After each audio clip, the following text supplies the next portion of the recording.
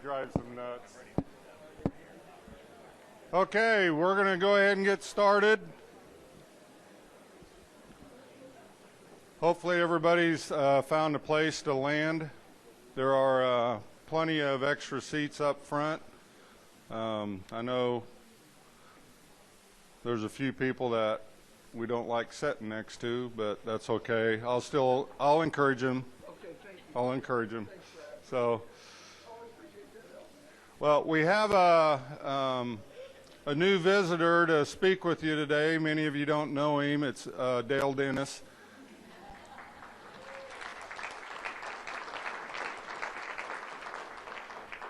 Those are some new foster grants you got there, aren't they? They'll change it a little bit. They're cheap. All righty. Well, are you ready to get started? Yes, Greg and I are excited. All right. Well, I'm going to hand Dale the microphone. For those of you that are new here, there's restrooms out that way. There's some back here, and there's coffee back there. We don't take breaks, but you can. So anytime you need to get up and go because it's a Friday and we want to value your time, and hopefully we'll be done by 2 o'clock. So are you ready? As we'll ever be. Paul, you got some good news to share with us? Sun shining. Next question.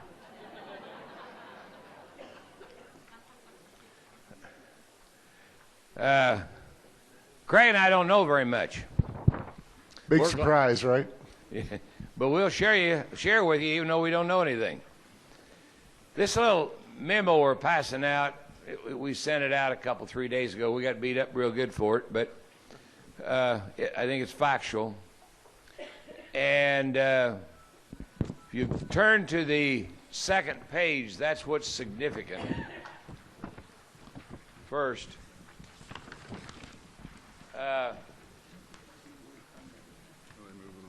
there's considerable. Take a look at this year's amounts for general, supplemental, and capital outlay. You see those three items total $3,137 million. Next year, we didn't know how to do this any other way, so we made a big deal. We got arrows.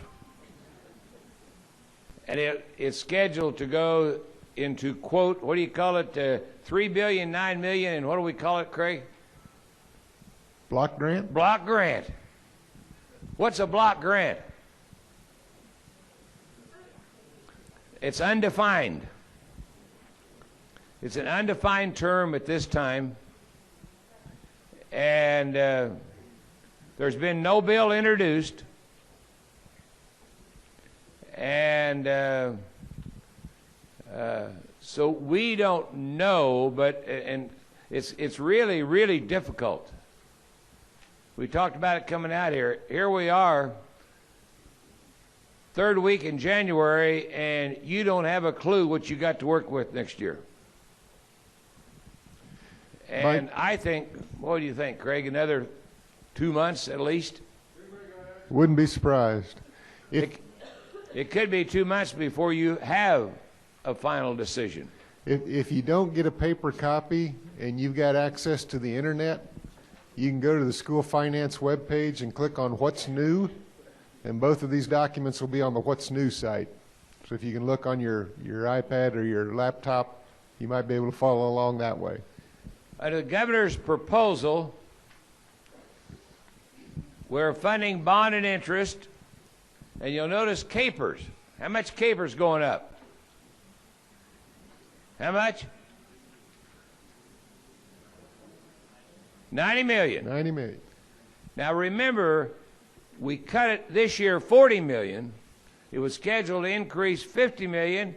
So therefore, next year it's going up 90. But part of that is $40 million we didn't fund this year. So then you got your bond interest, and then there's a little special ed.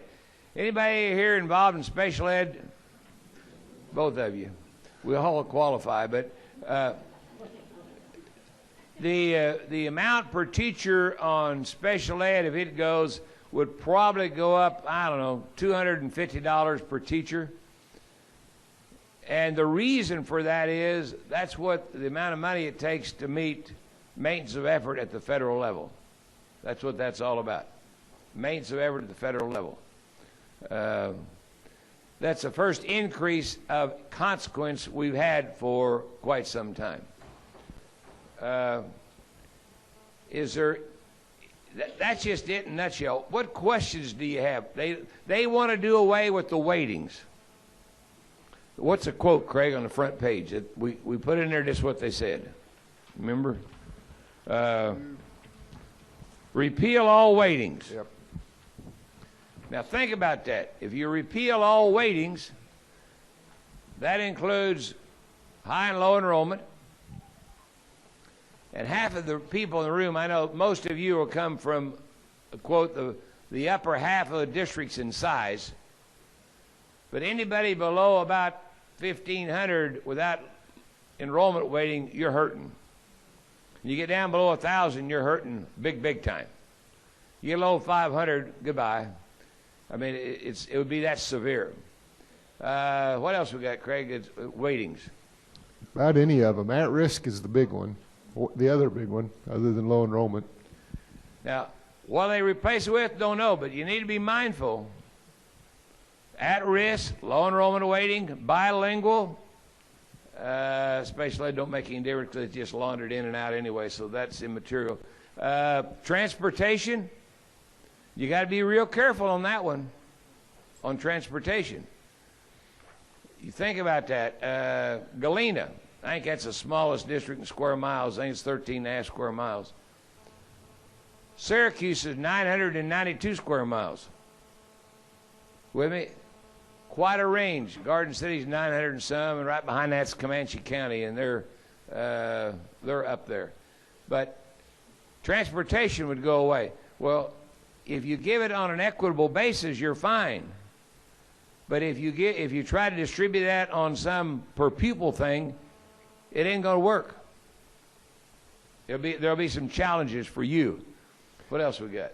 Well, clarify one thing. When they say they want to take away the weightings, that's created some confusion. Don't go back and tell your superintendent you're going to lose all the money that's in the weightings. The money is still there, not as much of it, but it's still there. They're just not using weightings, or they don't intend to use weightings as a way to determine how to distribute the money. Some people do not like weightings keep going up.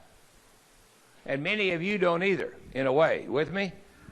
Many of you would like to have at-risk students, poor kids, at-risk students go down, but we're going up. Not as rapidly as we did, but we're going up. Some districts are experiencing increases in at-risk that hadn't had this experience for a while. New. Growing in poverty. And that's significant. What else? Oh, bilingual goes, at-risk, high-density at-risk. All those weightings would go away and be replaced with something else. And the something else, we don't know what that would be. Do block grants have any leverage is the question. There's quite a few folks in the legislature that are nervous about it, but one of the reasons they're nervous about it is they don't know what the definition is. So it's really hard to answer until you know what the definition is as to what it means. But the part that's most troublesome too is in operating money, we lose $127 million.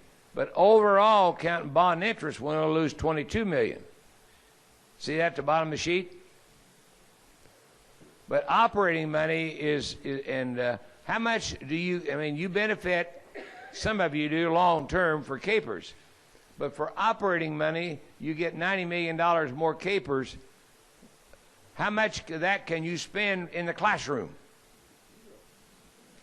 Zero. It touches your bank and bounces back to capers within 24 hours. I think it's less than that. I think it's about 12 hours. Hits the bank, bounces back. You don't get to spend it. It's just laundered through your budget. That's all it is. Yeah, Randy? What's the school district finance fund? School District Finance Fund is a fund that was created some time back to first to put money in that has special mill levies, like cost of living. There's about a half a dozen of those. Ancillary facilities, which is a rapidly growing district and building new buildings, and declining enrollment. And there's only 2 of those, I think, left. Yep. And it amounts, Randy, to about $45 million. Most of it's located in one county that qualify for that. And the property tax, you make the levy, and they send the money to us, to the state. We put it in that fund. Then it's used, and we add that money, that weighting to that district based on the amount of money. We just take, if they get $10 million, we'll divide it with the base amount, and whatever that weighting is, well, they'll get that and add it to their budget.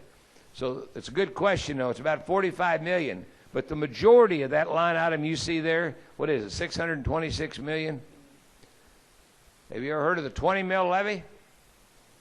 Most of that's is the 20 mil levy. And about 45 million of it is that special. Yeah, it's the 20 mil levy comes in, and no different it was last year and the year before, except you kept it before and deducted it. Now you send it to the state and we distribute it. So it has eliminated one deduction in computing local effort. Yeah. What's the conversation on contingency reserve fund? Very little. In all honesty, there's more talk about among school people about it than there is about than legislators. This has not been something the governor has talked about at all. Contingency reserve. I mean, that hasn't been an issue with him particularly. And when you get into that arena, you got to be cautious. You don't want to penalize somebody that's been frugal with cash when we're broke, when we don't have much cash. So we're not hearing much on that one. Something could pop up the last minute, but we haven't heard a whole lot on that issue. Good question, though. Once the proposal was put out for block grant, change the formula, that's kind of used up all the oxygen in the room for the time being. They'll eventually get to other things, but for now, that's been about the majority of the discussion. Guys, I've got a question on, under the governor's current plan, if we have a mail ballot coming out February 4th for our district voters, increase our LOV by 3%. Will that be included if we go through into our money for next year? Or are we wasting our money? That is an excellent question, and we've had that numerous times. Until you know what the law will be proposed for next year, nobody can answer that. Because the current law allows it. Oh, yeah, it does. Well, we got Douglas. Douglas is voting on Monday, I think. And there's several around voting to raise that on mail ballot. But whether that'll make a difference or not make a difference is unknown. Until you know what the new formula is, I'm glad you asked the question, though, because that's been, a lot of people raise that issue. Well, I would think with the cost to the district for the mail ballot. Yeah. Where yours is coming up so soon, February 4th, you really don't have much choice but to go ahead with it. I mean, we're a small 1A district and still cost much. Well, I tell you what, on that one, Brady, you got to go ahead. You got to say current law provides it, and if your taxpayers ask you, say it's what the law is now. We're operating under current law. If the legislature change it, we don't know, and we don't have much control over that. What about the capital outlay if we get a new resolution under the law that was passed? Well, you'll get the mill levy under the new resolution, but the state aid for capital outlay, again, is unknown, because it depends on what this block grant, what it includes, and how, whether it's narrow or broad. Will they let you spend it, or will they try to narrow it down? That's unknown. Yes, sir. Great question. 155, the law really isn't changing, except Most probably no. Senate Bill 155 is the Career and Tech Ed initiative that's changed. That's good. Yeah. I tell you what, if you're in voc ed, and a bill passes, that number stays with that bill forever if you're in voc ed. Is that fair? Jay Scott still uses it all the time yet. 155 is 2 years old, 3 years old. Now, Dale, did you say vocab? See, I got in trouble already. But see, I was basing it. Yeah, I know, but I was basing it on the law. If it's got to be vocator, you don't get the weighting. But did you have any doubt what he was talking about? Now, you guys said the block grant, because everything you say is true. So we know that You don't need to go any further then. you said the weightings weren't affected with the block grant. So No. That's No. not what he said. No. The weightings go away. There are no weightings. but the money is still there. That's what you said. Money's minus- there, but how you're going to get it and use it is unknown. Minus 127 million. But we're 90 million in capers. For Senate Bill 155, the governor's budget did not include money for the credentialing Senate. Yeah. Okay, let me clarify what that means. When a student graduates and gets a credential in career tech ed, how you like that? Career and tech ed. The law says vocational, but okay. In career tech ed, you got $1,000. Remember that? Very effective. This is a program has been mushroomed, pretty near doubled in a year or two. That money was not included in the governor's budget for next year. Pardon? What's your point? Yeah, we agree. Yeah, Jay. The what? Yeah, the money, the higher ed is still there. For the tuition. For the that tuition, yeah. Students do not have to pay. That's still funded. Transportation, but they didn't give us a supplemental. So The dollar amount's frozen. Some of you are thinking, we promoted this program, I increased my career in tech ed program, so I got more kids taking it, and now there's probably no waiting for it? And you don't know that. We just don't know that. But career in tech ed is right now, overall among policymakers, is popular. Even what the president's recommending that the first 2 years be tuition free, they want students to have skills, and that's the reason. On top of that, there's a program out now, and some of you already know more about it probably than I do, and it's the Microsoft program where you can take the test and no cost to anybody. Somebody said, well, what's my advantage for being a test site? Well, heavens to Betsy, that's a whale of an advantage. The kids take the test and don't have to go anywhere. You don't have to load them up and go anywhere. Take them 50 or 100 miles or wherever. It's quite a deal. Advantage, I think, to be able to be a test site, and neighbors come in, take the test. I don't hurt anything if you have an extra 4, 5, 6 kids, whatever. But it's a pretty good deal, and the price is right. Some kids did not take that test because some of those costs for those tests was quite a bit. And now it's all free. And so I think that's significant. Jay, you want to add anything to that? All right. Okay. What other questions you got on that piece of paper?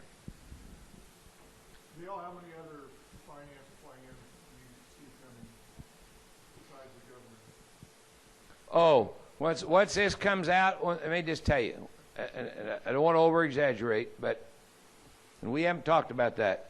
Once we start doing them, 100? We'll probably do 100 versions, because somebody will want to twink this, want to twink that, whatever. Normally, I mean, 75 to 100 would not be out of line if you're trying to do something new. And develop a new plan, if you look at history, usually it takes an interim committee and develop and work out the bugs and all that sort of thing. And, yes, sir.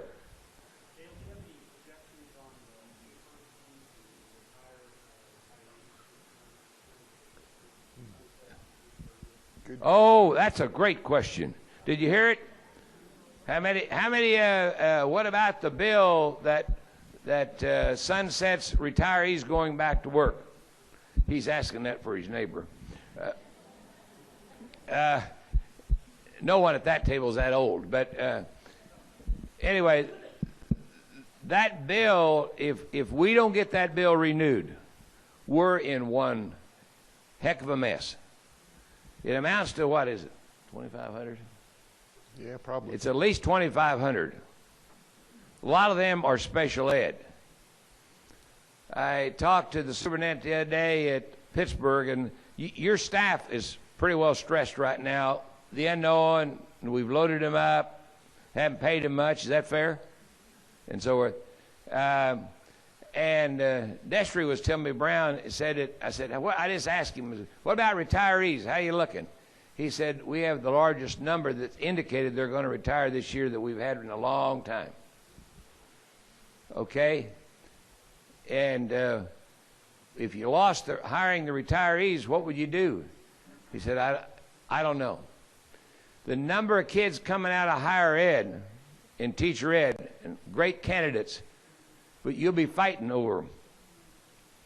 Mary Devon told us that all the universities are down and on teachers coming out.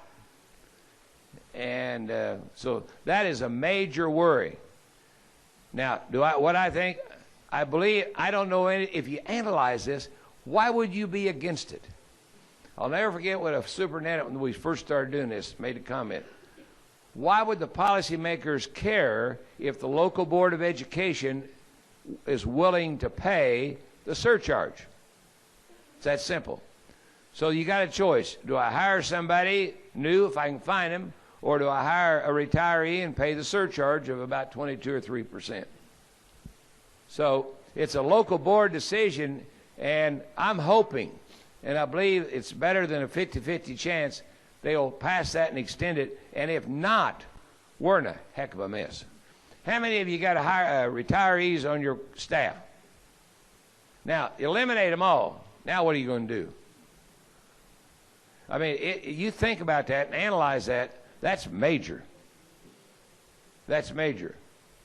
And I can see some large district that produces great teachers go in and say, how many you got? We'll hire them all. You with me? I can see a Wichita, somebody that's large, could do that, and they'd have plenty of slots to utilize them. So that's a major concern. I believe it's better than 50-50 because the ramifications, if we don't, is really severe, and it's severe for kids. Time frame, I imagine it'll be near the end of the session. Near the end of the session. That's a good question, though. Yep. What other questions or issues are you worried about? Craig, what do you got? Anything you want to say on the court case? Oh, yeah. Not very bad, but court case. Craig said we ought to mention that. That will likely be appealed to the Supreme Court in the next week, and then the Supreme Court will take that under advisement, and then we'll probably get an answer in 5 to 6 months down the road. May, June, somewhere along in there, we'll get an opinion. Yes, ma'am.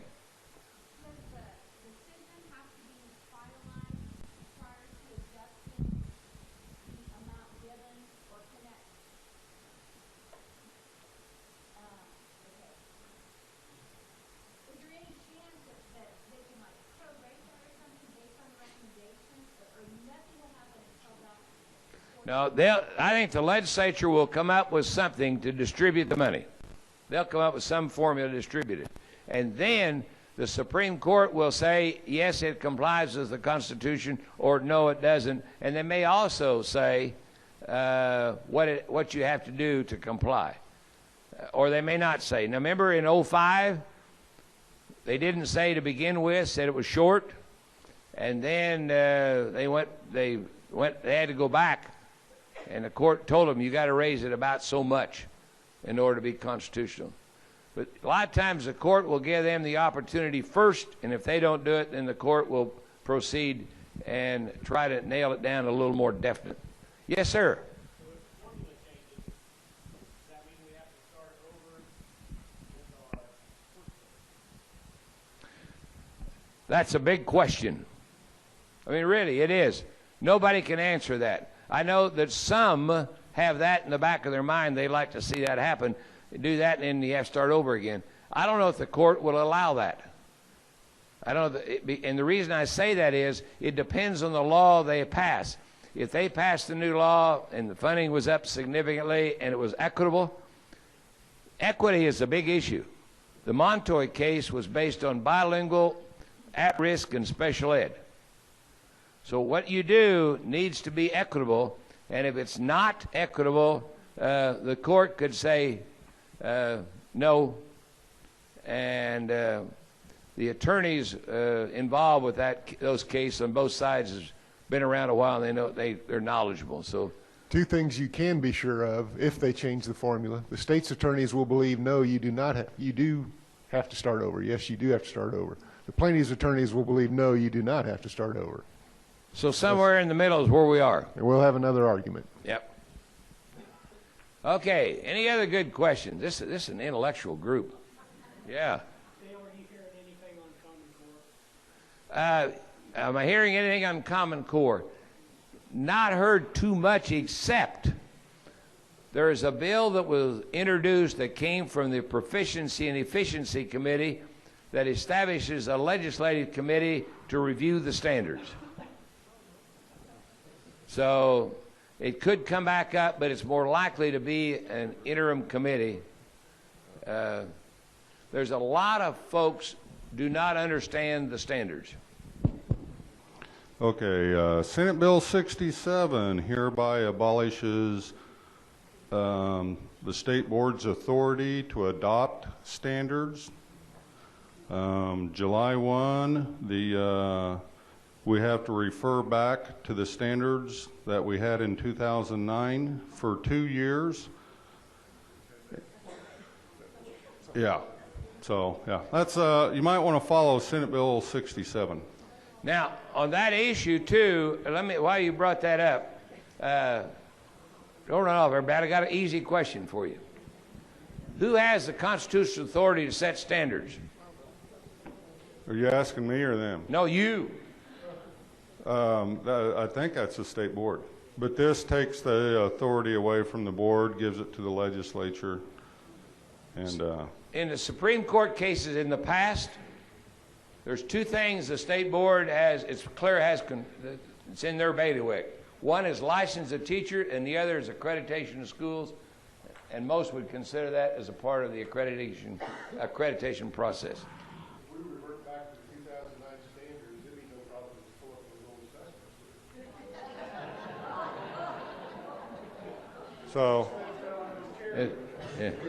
so we have to go, and you can't have any curriculum or do any testing that is aligned to the 2010 standards. You have to, all your curriculum and testing has to go back to the 2009. Yeah. Okay, so that's your question. Yeah. There's a lot of folks, now quite a few folks, who are against the standards that haven't really looked at them very well and seen the effect. The other thing is, you know the big effect of this too? Brother Smith, what would we do about our assessment? Wouldn't be worth much, would it? We need another $7 million. I doubt they realize that because you have to have, and how long does it take to develop the assessment to go with those standards? Yeah, he passed out. He'll come to later. By the way, it's not just math and English language arts.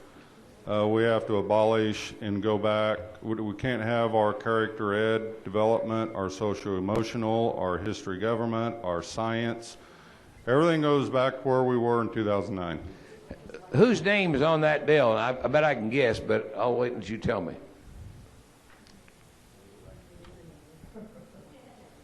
Let me hold it. Committee on Federal and State Affairs.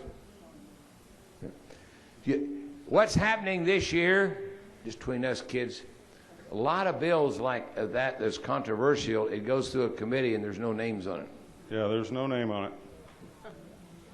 No names. Yes. Pardon?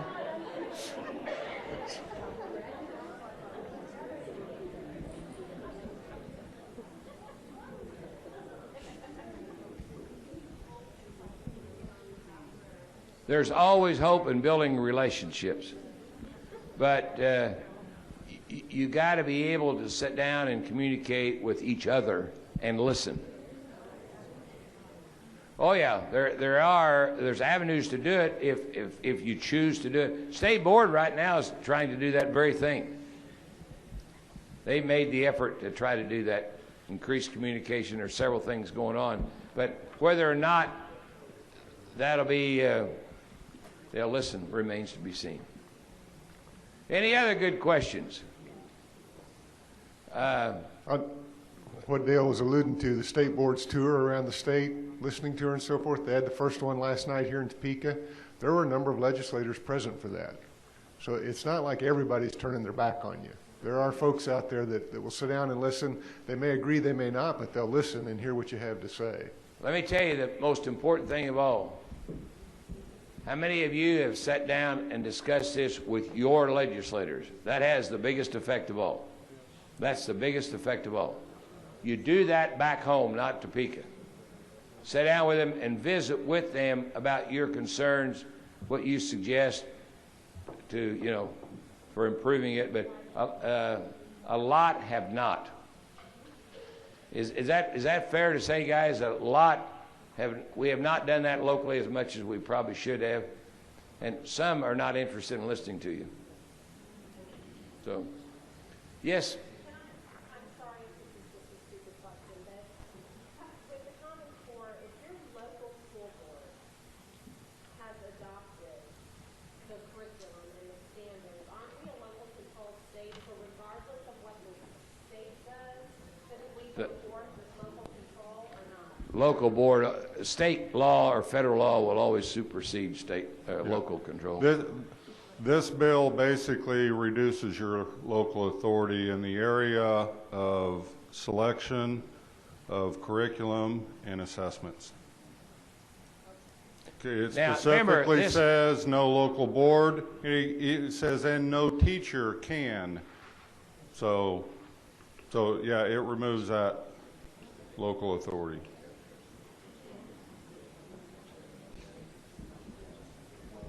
Okay, remember what Brad just reviewed with you, that's a bill introduction. Somebody may have introduced that because somebody asked them to back home. With me? It is not unusual for a bill will be introduced because somebody asked them to back home, and some bills like this, there may or may not be a hearing even on it. That's not unusual. Any other good questions you got? The other big issue that I want to mention to you, just in passing, is we had a tax cut bill in 12 and 13 and reduced state income substantially. And the question is, in order to fund even what's been adopted, they will take additional revenue. And right now, anybody what's a sole proprietorship or an LLC pays no state income tax. And so that will be, the proposal the governor had is increasing what? The liquor tax by 50%. Yep. And then the cigarette tax going way up too. It's going up substantially. And for a lot of you, they say, I don't care, let them do it. The bottom line is, though, there'll be a lot of lobbyists working on that issue. The other thing that will worry some, which was a comment made by a legislator, is how do you compare with other states? And one legislator on the east side of the state said, well, it don't make any difference. We buy all ours in Missouri anyway. And so, that isn't true, but there probably a lot of that goes on. But so that will not just breeze through. I tell you, give you an example. we had a bill that was introduced a few years ago from a guy, and it was a little short of revenue, and he wanted to do some things for kids. He's going to increase the carbonated beverage tax a little bit on pop. I mean, like 1/10 of a cent per small Coke or whatever. It wasn't very much. You wouldn't believe the amount of pressure he got. I think they had 7 lobbyists working against that. Guess what? It didn't go anywhere. So these companies will have a lot of people that will be working against that. So, but if that goes down to do what we're scheduled to do, we got to have some more revenue somewhere to make that up. Any other good questions? Let me tell you the toughest job you got in the next 2 or 3 months. I really believe the toughest job you got in the next 2 or 3 months is keep morale high in your buildings and in your districts. They're going to read the newspaper and all the problems and so forth. And those teachers, they really care and they want to work for the kids. And you've loaded them up. Is that fair? Gave them more to do, and so it's much more challenging. Heard a superintendent here a while back, pretty near get emotional. Said he felt bad because he said his teachers was doing one whale of a job. But he said they're stressed to the hilt. And he said, and we caused part of that because of what we've given them to do. So anyway, I'd encourage you to, you're doing a phenomenal job. Our achievement level compared to our expenditure level is unbelievable. And our expenditure is about middle of the pack. And with the rural state, that's pretty good. Commend you, but keep up the good works. And let the teachers know, any way you can, how much you appreciate their hard work and their dedication, what they're doing, because they're a pretty special group. And let me give you an example. One, is anybody here from KCK? Okay. KCK had a student, Cindy told us about it Craig, you tell that story. I think that's a good story. Council superintendent's probably been 3 months ago now. Cindy Lane's the superintendent of schools in Kansas City, Kansas. Some of you are familiar. Cerner built a brand new facility, office building, so forth, out by the racetrack. Kansas City, Kansas had a student, graduated from high school, has some technology skills, evidently pretty good. Went to Cerner and applied for a job straight out of high school, and they hired him. Starting salary, $50,000.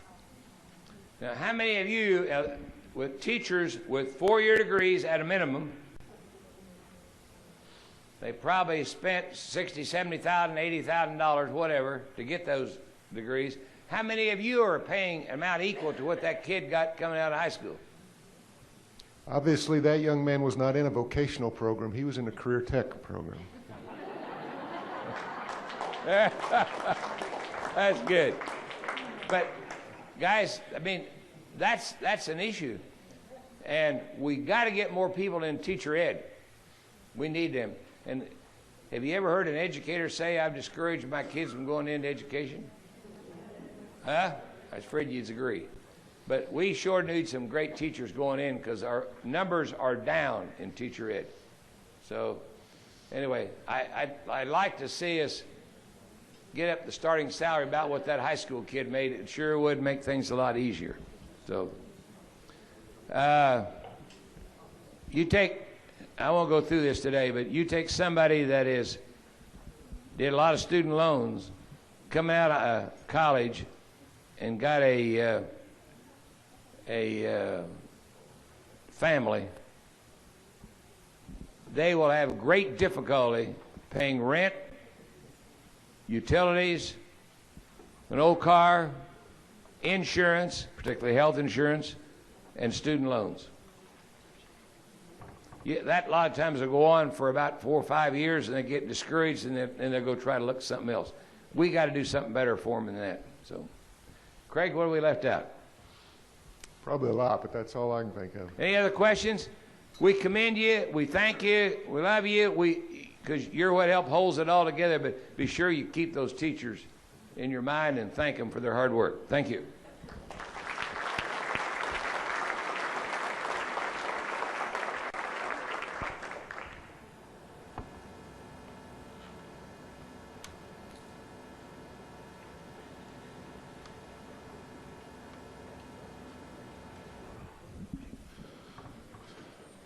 Thanks, Dale and Craig. Have fun across the street today. My suggestion, we stay the course. I mean, we're doing what's right. We know it. There's a lot of people, like Craig said, in the legislature. They know it. We just need to let some of the others know it. And, you know, when we use local control as an advantage and as a disadvantage sometimes. I mean, it's one of those cards that you could use it either way. But you have locally to let your legislators know they'll listen to you more than they're going to listen to me or Dale. They need to hear from their teachers. They need to hear from your parents.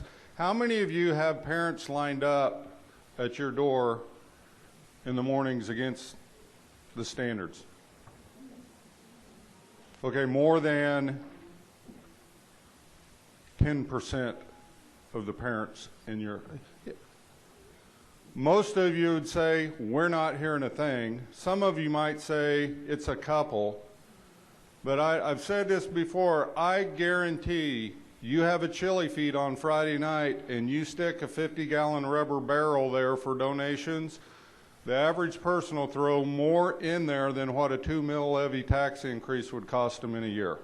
They support you. They love you.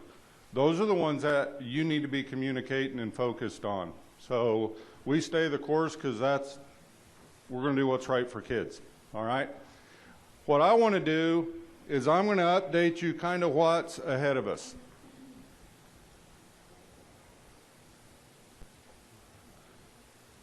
Geez, and this isn't even the one I got off Sky Mall. That one doesn't work at all. There we go. All right, two things you don't buy off Sky Mall. One of these and those little bricks that they tell you if you put it out in the corner of your yard, the dog will go use the restroom there. Those don't work either. So don't order either one of those. All right. We started last night with a bunch of your board members and some legislators, Dale, Randy Watson, and I. We're getting ready to go on a 14, 15 city tour in your neighborhood. We're going to try and do most of them during the day, and I'll explain why here in a minute. But we're going to try some evening ones. In the past, when we've done evening ones, let me tell you what, I'll just give you last week as an example. Monday night I was in Holton at a 7th grade boys basketball game, and Tuesday night I was in Wamego at a high school basketball game. Wednesday was church night. Thursday I was at Sabetha at a 7th grade boys basketball game, and last Friday night I was cooking chili for the after prom fundraiser at our home. But you're busy. But I guarantee you, when I was a superintendent, if Andy Tompkins at that time said, Brad, could you bring a couple parents, a couple teachers, a couple of your business people? If you have higher ed, I'd have loaded 2-3 Suburbans and I'd have driven 100 miles to do this. So we're doing some, we're only doing 2. We'll be in Hayes one morning. There's an agenda on there where we're headed. But we want to get out, and we have got to change the conversation. We have to change how we value education, how we define whether or not we're successful. What's been the definition of success for the last generation? Test score.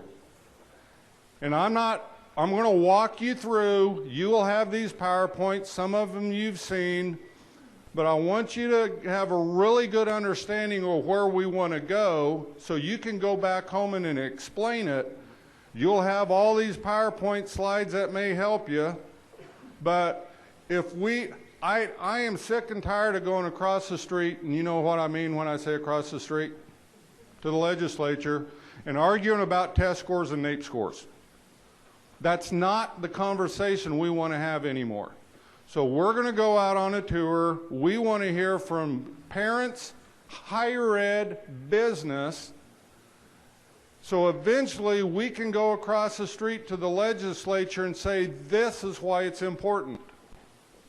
So I want to walk through kind of the conversations we're going to have, and I'm going to pull some pieces out of it for you to kind of see how it fits in. And it's all about this. How many times do we come up with mission statements or whatever and make cute little banners and stick them on the wall, and then 2 years later we say, can you tell us what our mission statement is? Some of you can, because it touches your heart. A lot of us couldn't, because it was an event we did. This is the state board's definition, and we want to design and align everything we do for this, because we know there's more value to an individual than just, are they academically ready? Do they have the cognitive skills? Many of them need the technical skills. The kid that went right on to CERNA, you know, and the employability skills. So we can't come up with the definition if it doesn't change our behavior. Because this is what we've had, and this has been it. And I'm not saying that this isn't bad. What I'm saying is it has a place. It's a sliver. It's just one indicator. All right? When we talk about, when we're going out, that there are indicators and there's evidence. Performance for a student on a state assessment is just one indicator of whether or not they're on track to be successful. But there are other ways to measure whether they're academically on track. There's also ways that you're already measuring or telling them that they may be on track with some employability skills, some technical skills. We know that every time a kid graduates with more, that has met more indicators, it increases the likelihood they're going to be successful after they leave. You know, kids that have maybe been at the silver or gold standard on a work keys. We know that if a kid earns college credit hours while they're in school, it exponentially increases the likelihood they're going to show up somewhere after graduation and successfully complete their first year. You know, so we want to focus more on indicators, and we also have evidence. How many of you, and some of you have heard this before, if your kids are now adults, how do you know that you're a successful parent? They're no longer in your basement. They have a good job. You know, we measure our success as parents, how the kids did after they left. And while we have them, we want them to fail. We want them to, so while we have kids before they graduate, we want them to fail. That's a great learning lesson. So we want, while we have them, to look at multiple indicators of whether or not they're on track to be successful. But now we have the ability for you to go out on the high school feedback report and know, how did they do after they left? And we're going to do a new revision of that, because we know that there's some places. Anybody here from Baldwin? Good, I can make this up and you wouldn't know it. Oh, I'm from Baldwin. Okay. Baker University, there are some colleges that they don't participate in that, so we're going to have to make sure everybody, because a lot of graduates from Baldwin go to Baker. They don't show up in there, but we're going to work on that, because we know that you can right now go out and see what percent of your graduates since 2007 showed up somewhere, in-state, out-of-state, 4-year, 2-year technical, what percent need remedial courses in math or English language arts, what percent of them completed that. So we want to shift the conversation away from just a state assessment to something more meaningful. And right now, if you've moved recently, look, when I moved from a school district and I came to the State Department, for the first time in my career, I got to choose where I wanted to live. I was like, I don't have to live in district. Oh, I don't work for it, you know. But I was a pretty informed consumer. I knew where to look. And guess what? I go out on the website.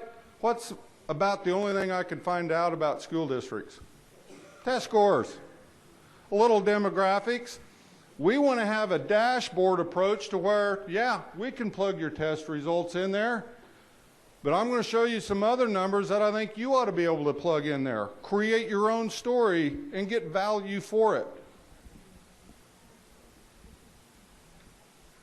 Now, let's talk specifically some things we did with the state assessment. This was the old footprint. We had a 9-grade footprint. Now, we're only required to assess once in high school, but what did we choose to do in Kansas? 3. And we did it for a good reason, opportunity to learn, but you know what it turned into? What would you do if a kid their freshman year just met proficiency? Was it really about testing them again later on to see if they improved? No. We banked it till their cohort junior year. It was all about AYP. We were banking scores for AYP. Well, AYP's gone. We don't have to do that anymore. All we care about now with your new AMOs are your kids growing in performance over time.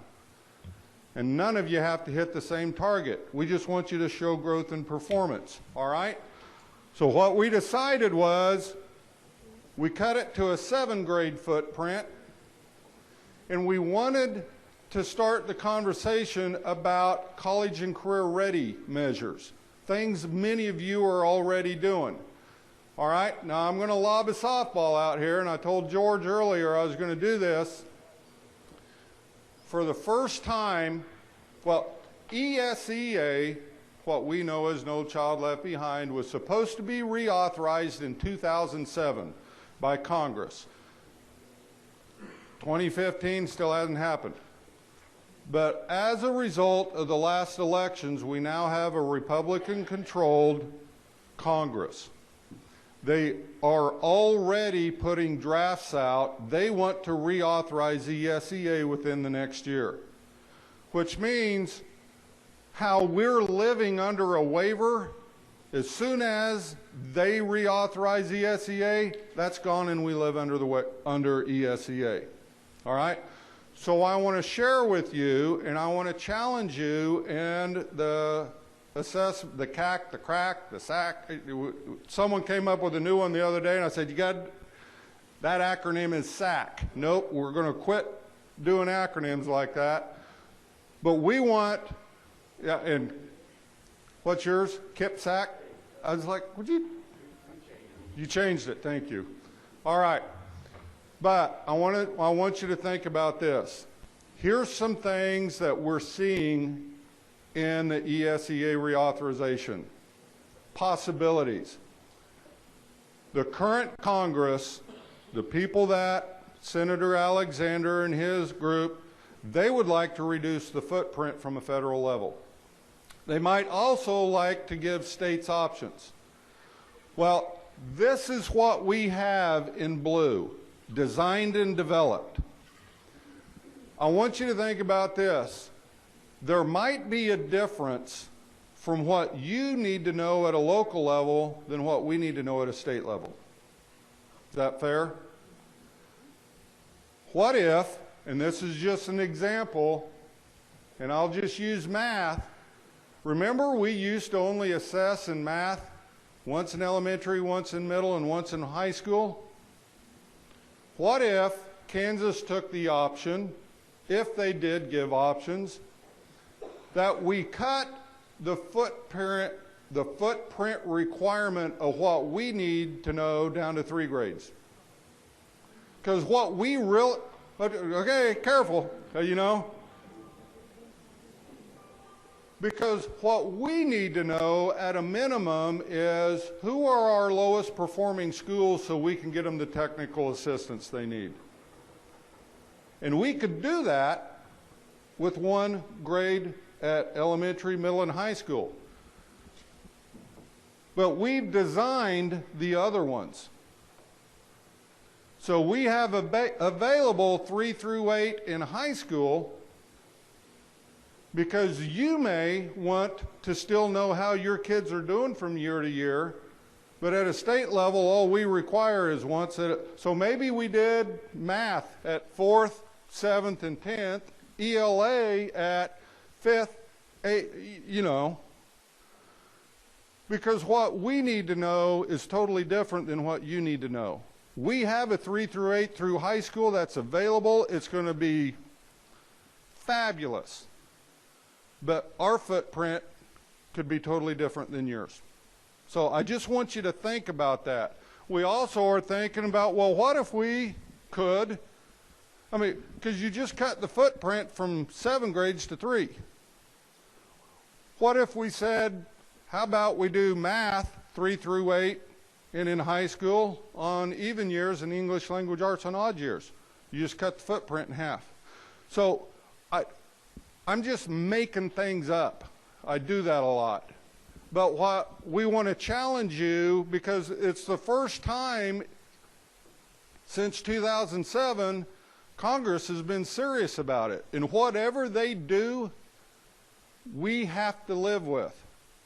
So we want to be able to tell them, if you're serious, here's what we'd like in Kansas, things like this. Give us options. We'll be held accountable. We will assess annually. We'll inform parents. But what you need is possibly different than what the state needs. So we're going to start having the Assessment Advisory Council start kicking this around, because this is a conversation we couldn't have had even 6 months ago because they weren't serious about reauthorizing it. Questions? Thank you. The question is it probable? I think if you'd asked me last year, I'd have said, there's no way. Well, guess what? The election is over. And there's a Republican, so last year I'd have said 5%. Now I'd say 60%. We don't know if the governor or the president would veto it. There'll be a lot of pressure on this. But at least there's a better likelihood it would than it wouldn't. So that's why I picked 60. I like making up statistics. All right. But we still have this. And that is, we want to change the focus on what do we need from a state assessment, but what we really want is kids knowing if they're on track based on their individual plan of study and where they want to go.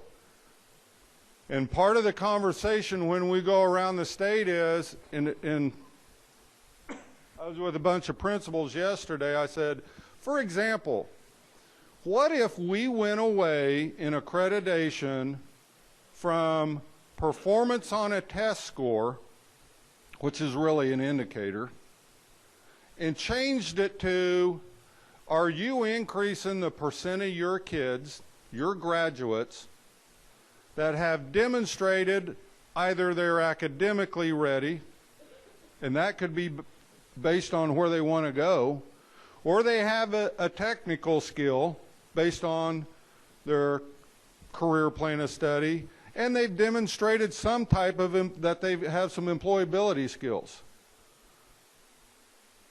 And say, you go out and decide how you want that. Again, Kansas City, they have the Diploma Plus program. By, 2020 or 2025? 2021.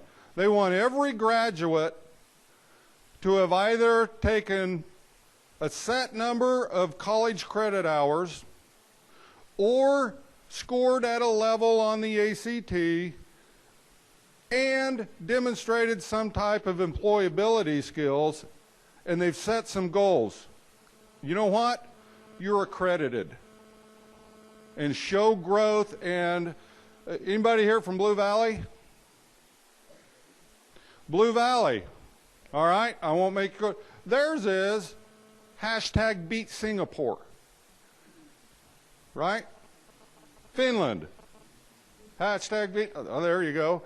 You know, what we really want is change the conversation to say, what if our goal was to increase the percent of our students that are showing up somewhere the next year, 2-year, 4-year technical, or directly into the workforce? We could get from Department of Labor your graduates that are earning at some, you know, and you get value for how your kids did after they left. And that becomes what our focus is. Everything else up to graduation are just indicators that you're on track to get there. And you have a plan on how you want to do it. So that's the big focus of why we want to go out on this tour.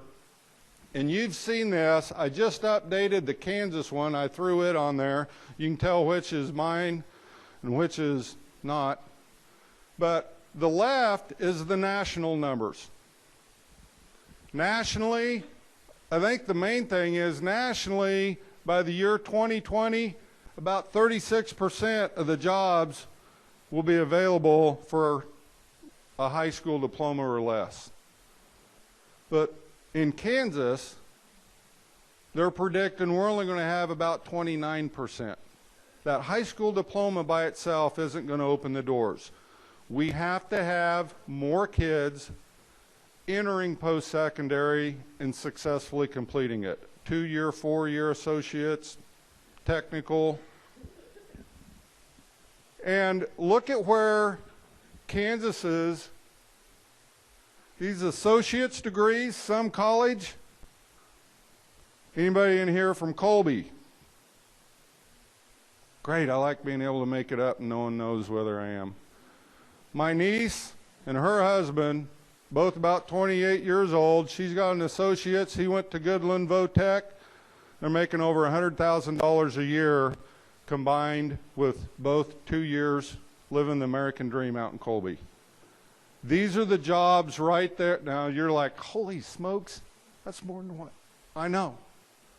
But there's a good future out there for our kids, but it may not just be a 4-year.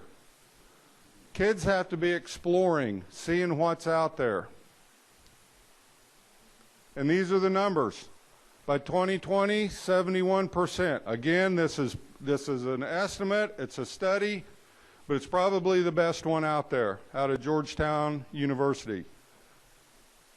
And we rank 6th in the nation with the percent of the jobs available that will require post-secondary completion. The good thing is, those are good paying jobs. All right? So we've got to change the conversation, and why? If we don't reset the needle on what we want, we'll continue to get from across the street what we've been getting. And it's the right thing. I think we all agree that our role is very specific. And I told Randy, I said, I start using the analogy, it's like the mile relay. Early childhood is the first lap. Okay, how many laps in the mile relay? 4, all right? Early childhood's the first lap. We're the second and third, and post-secondary is the 4th. And it's a baton all the way through. And if we don't have a good focus and alignment from early childhood to when that kid is 24 years old, we're doing something wrong. I want to quit arguing about, well, how come we can't give credit for Algebra 1 at the 8th grade? You know why? Because we don't have good conversations. That ought to be one of those that, well, why did we ever make that decision?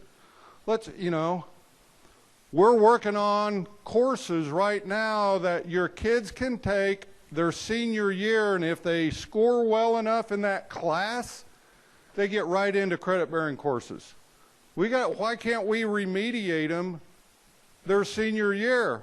Holy smokes, we tested them 7 years. We have a pretty good idea where they're at academically, don't we? So, all right.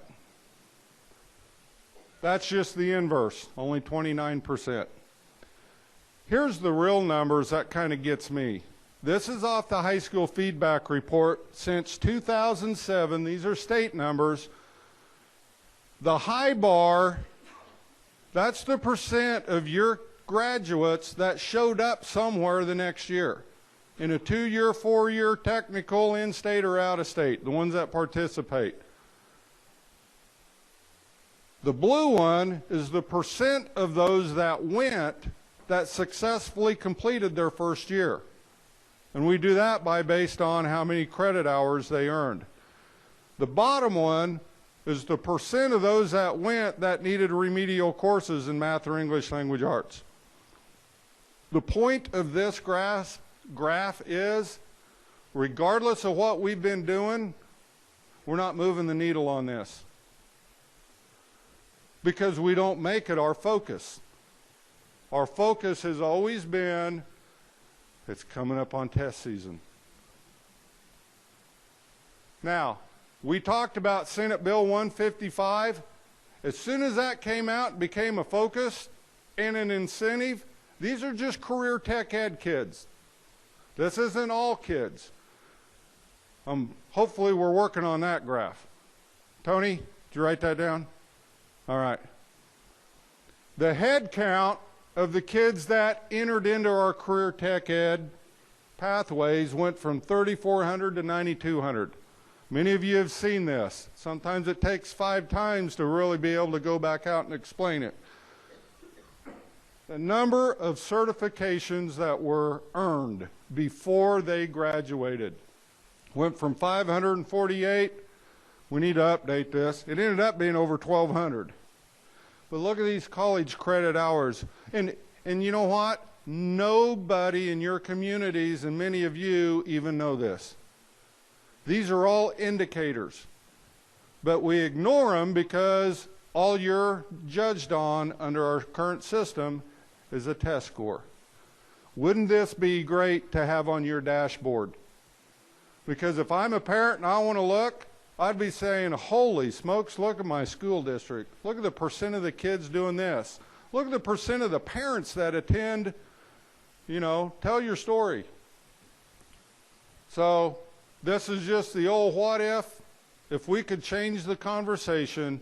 And I guarantee you give educators, all you want is tell me what it is and we'll go after it. So we got to change the what it is.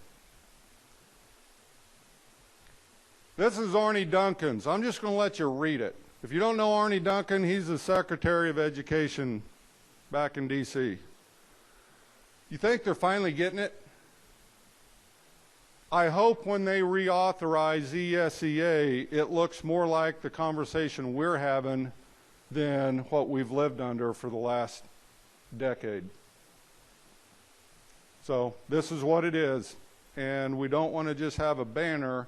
We've got to change our not you.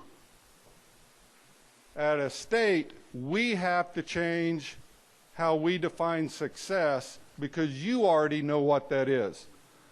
But you don't live under an accreditation or an accountability system that mirrors what you're trying to do. You need us to support what you want.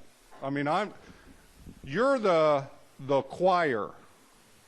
That speech is the speech that we need to give business, legislators, because you get it. And people say, well, why are you wanting to change accreditation? Well, you know what? We weren't moving the needle with the way we were living. So, questions? Am I ahead or behind? I'm right on. Write that down. I'm ahead by 5. Questions about anything? Is it hot in here or is it just me? It's hot. Okay. We'll work on that. No questions?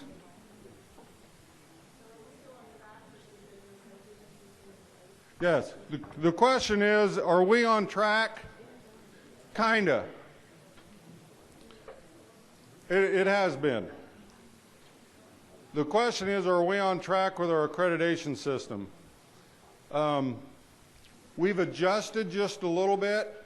because Randy doesn't start till July 1.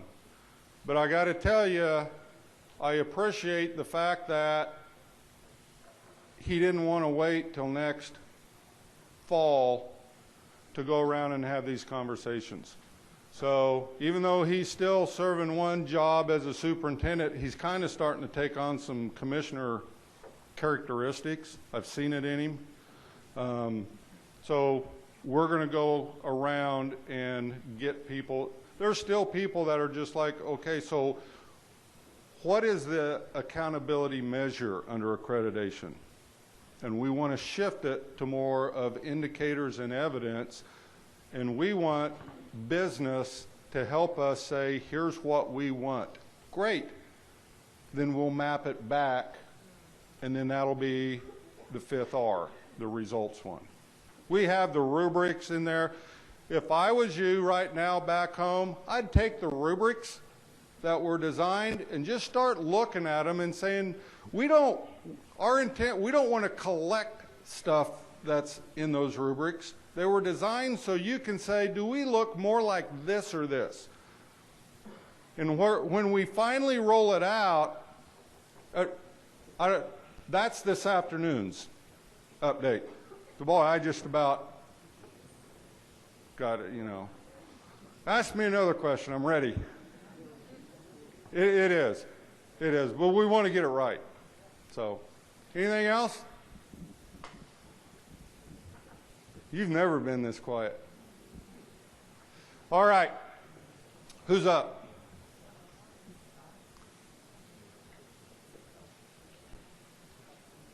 Okay, I'm going to work on the air.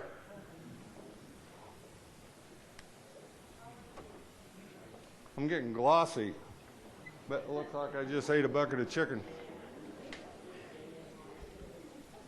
All right, Dr. Scott Smith. I have a number of people actually today. We've tried to incorporate everything into a single slide presentation, so I didn't do my homework to find out who goes first. But these are folks from the Career Standards and Assessment teams who will talk about, as you might imagine, assessments. Oh, and so first, Beth Foltz.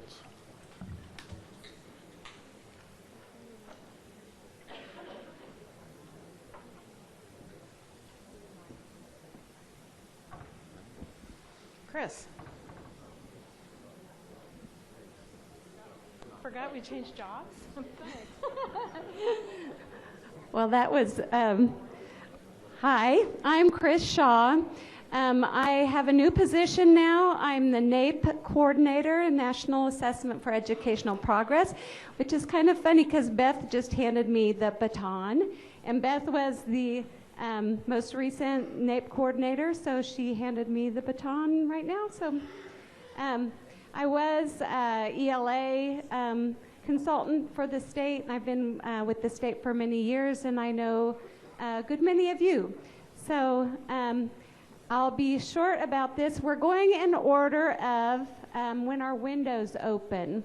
So the NAEP window will open this coming Monday, the 26th, if I'm correct. It runs through March. We have about 280 schools participating this year. And I want to thank those schools. It's been a little rocky with NAEP. They've just put a new server in, so things are getting better and better every day. But we start this Monday. We run through the first week of March with NAEP assessment. This year we're also participating in the TIMS assessment. This is the Trends Assessment for Math and Science. It's an international assessment. We have about 15 schools participating in that assessment, and that window is in May. And my last slide is that huge thank you to those participating. This information is valuable to all of the states, so I thank you. And my contact information's on the next slide. If you have any questions for me, and I'll be here until the end of the meeting. Are there any questions as a group? Okay. I don't know who's next. Lee. Good morning. I'm just going to run through a few things that you may probably already know. Most of them, they're going out on listservs this week and last week, but just some reminders and clarifications real quickly, some things that are going on with state assessments. We're going to have a second break kite day next week, and the intent of that, if you participated before or if you're participating again, the main intent is to test the technology, to make sure that your system has sufficient bandwidth to do what you need to do when you're testing. It also gives an opportunity for kite to determine if there are some glitches on their end. We found a number of things in the first break kite day that have been corrected, and it was good information to have. So I encourage you, if you can, to participate in that. There will be an announcement out today or tomorrow to remind you how to access the tickets. Going toward the spring assessments, test records and PNPs must be submitted and completed by February 15th. The reason for that is so that the people at CETE will have time to match all the special forms and needs to the kids. And the spring testing window is March 9th through 15th. That's just a reminder. The next bullet is one that there's been a lot of confusion about, and I think we've got it clarified now. You will be able to print all of your tickets prior to the test window opening. All of them. So you'll have an opportunity to be sorting them, getting them organized, and getting ready. For ELA and math, all the kids have to take session 1 first before the tickets 2, 3, and 4 will be activated. And my current understanding is that, let's say Johnny takes ELA section 1, completes it, then his tickets for 2, 3, and 4 will automatically right then be available, or active, excuse me. Okay, that's been back and forth how that was going to work and the wait time and so on and so forth. That's the current information.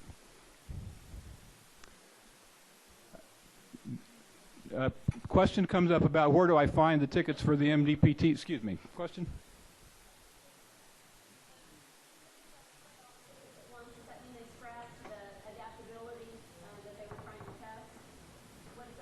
I'm still not hearing. I'm not hearing you.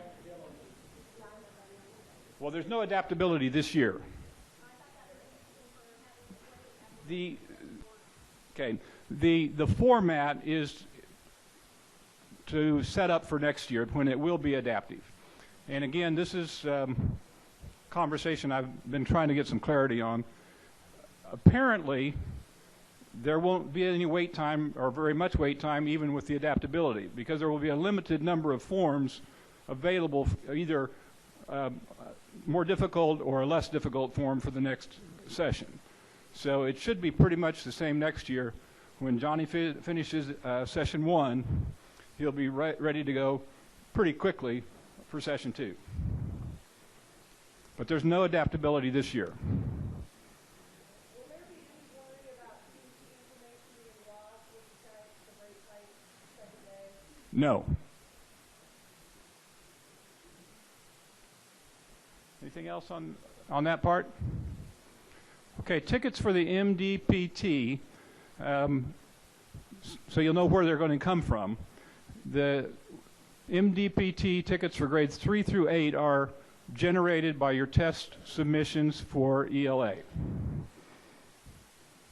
And at grade 11, when you submit the request to test a kid in history government, that will produce the MDP tickets for grade 11. So you don't have to try and find someplace in kids to do a separate test submission for MDPT.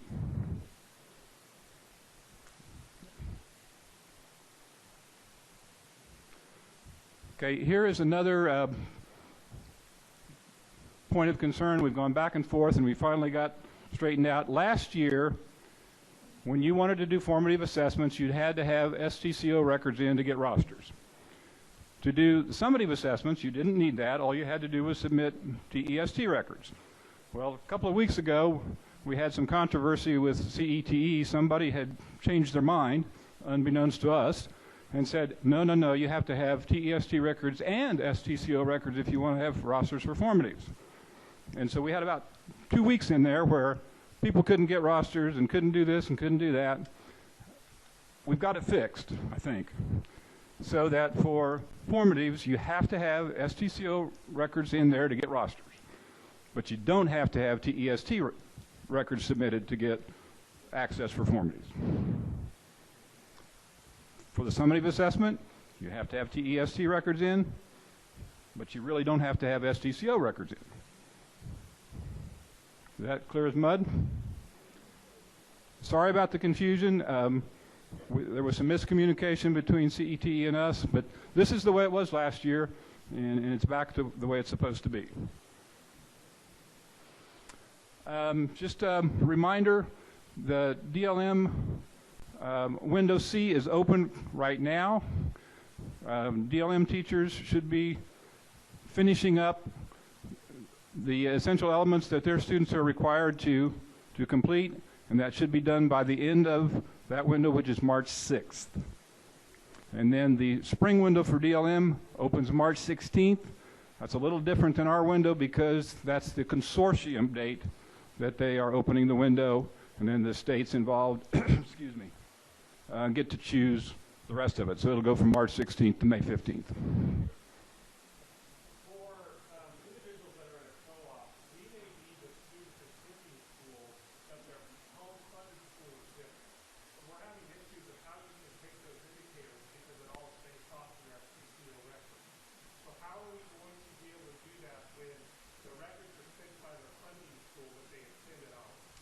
One of the things that we have done for the DLM students, because of the STCO record doesn't always fit, is to use the Proctor ID fields on the test records. And if you're not aware of that,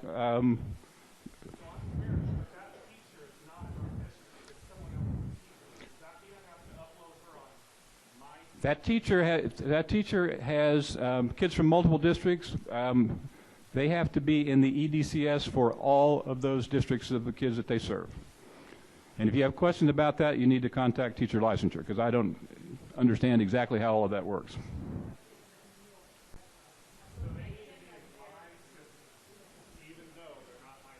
Correct. You want to elaborate?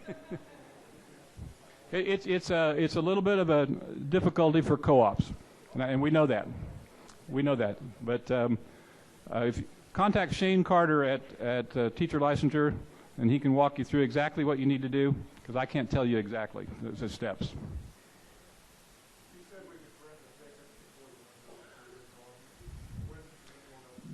I was told that the goal is to have them a week ahead of the opening of the window.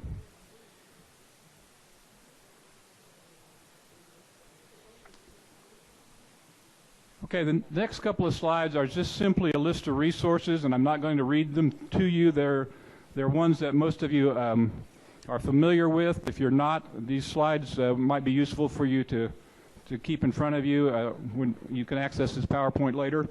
One thing that I would mention on the Kansas Assessment Program, they just revamped and released an update of their website or the web page, and it looks different, has the same functionality though, and three things that I think are really important for you to pay attention to occasionally. The news and updates, the portion of KITE, so you can get into the KITE Educator Portal, and the documentation.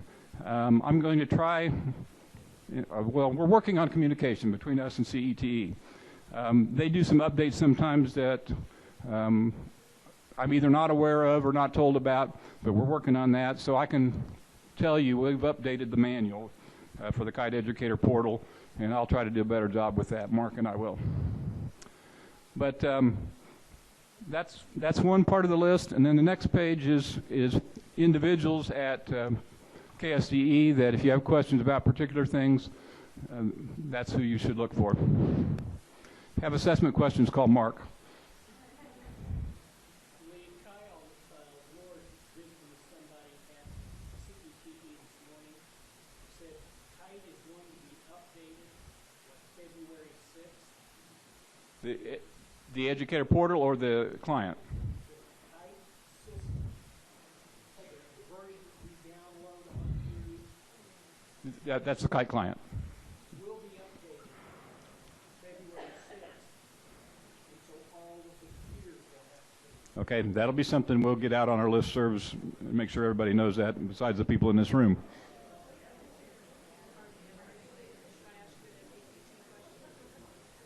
Susie's coming up just after me.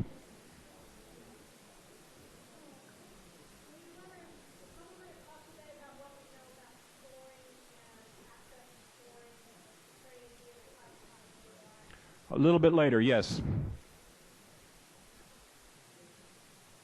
Okay, yes.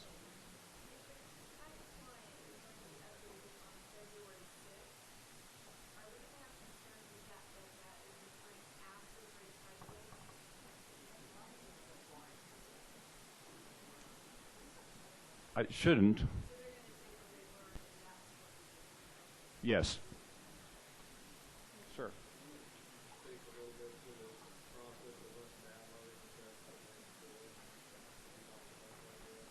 For break kite date?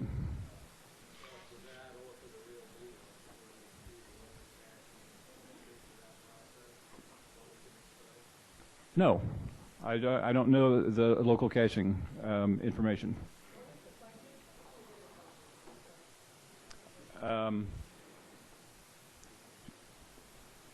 Shoot me an email and I'll find out exactly what you're concerned about. Well, I'm wondering about the local caching. If you want us to play along with the kite break night day, if that would even, it didn't seem like that would be a process associated with that because we do the local caching. Oh, I understand your question. Oh, yeah. You want to simulate what you're actually going to be doing on test day. So if you've set up a local caching server, then use it. My understanding is that's the February 6th release is the caching stuff that's coming out. Is that, Kyle, is that yours? Yeah, I just got the date. Yeah. No, that was my understanding my understanding is that's when the caching will be, I mean, that's the release with the caching in it. The updated caching, anyway. Then what I want to know is if you have to complete part 1 before you get to part 2, before it becomes active and you're doing the local caching, you know, when are we sending that back up to the state? How does it know to open up part 2? We don't have answers to that yet. Anything else for me? Will you send out information on printing the break kite day tickets? Because we had trouble printing tickets last time. It should go out. Mark should be sending it out today or first thing Monday. I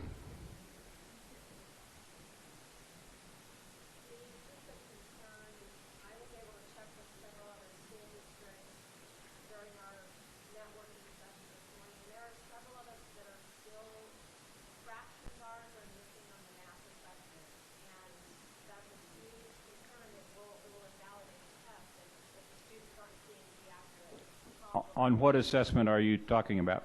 But I mean, what assessment are you looking at right now? Formative right now, but I think it's in our break kite day. We participated. Last time. Yeah, I heard that in the fall. So it was a huge issue last year. All of us. Okay. So that's a huge problem. We need to Okay. Make sure that if you're participating in Break Kite Day next week and that occurs again, that you let the help desk and me know right away. And I'll follow up and try to find out what's going on. They sometimes respond to me quicker than they do to you.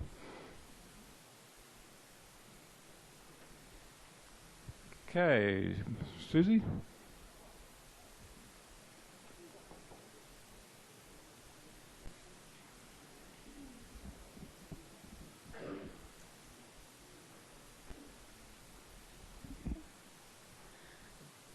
Hello, I'm Susie Myers Ortel, go by both names.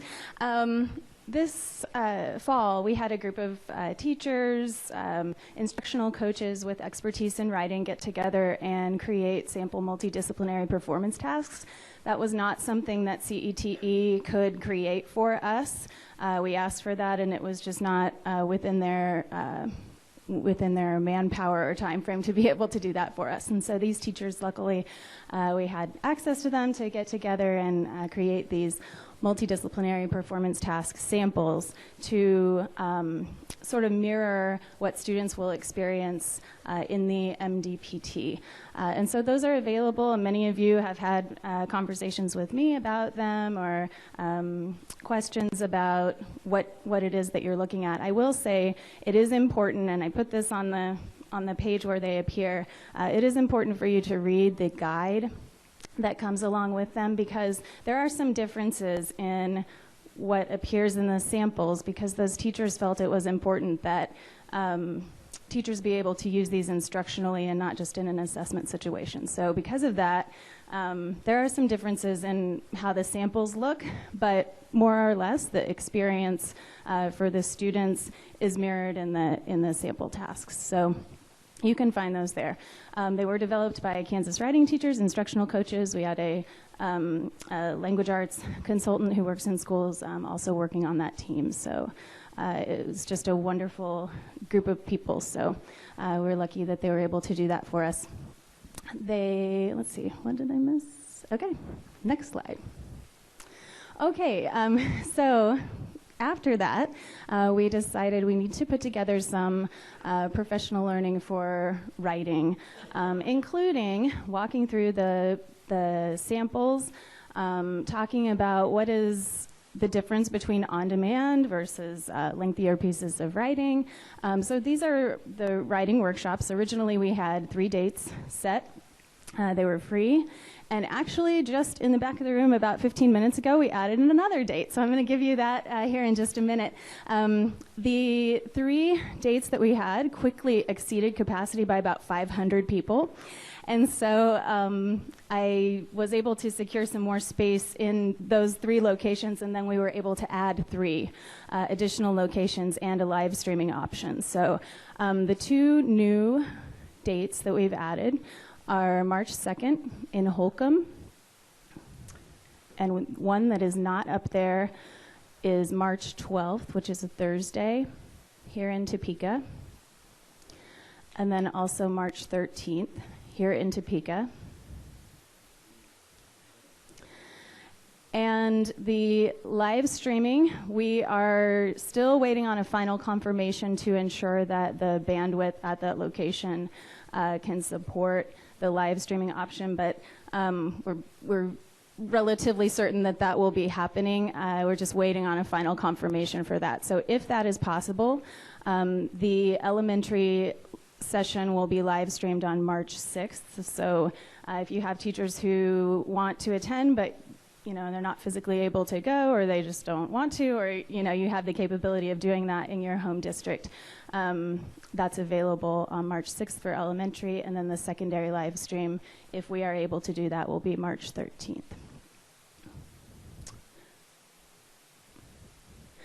We also have a cohort of trainers in language arts who can be deployed out to your districts and talk to your teachers, or if you have something specific, I am available to work with you on what it is that you want for your teachers, and have worked with many of you in this room to develop those trainings. And either I can come out, but it's better if one of these people from the field come out and talk with your teachers. And if you need more information about any of that, you can contact me at my email address. Any questions? Yes.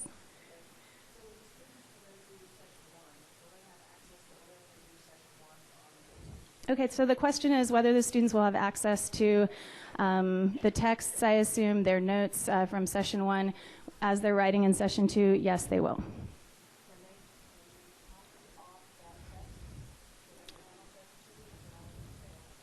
It all needs to stay electronic. I don't believe anything can be printed from Kite, is my understanding.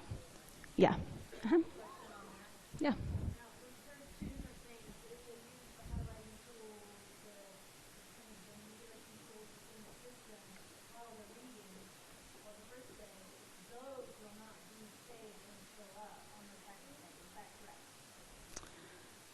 That is different from what has been shared with me, but I can clarify that with CETE. Yes, thank you. Oh, yeah.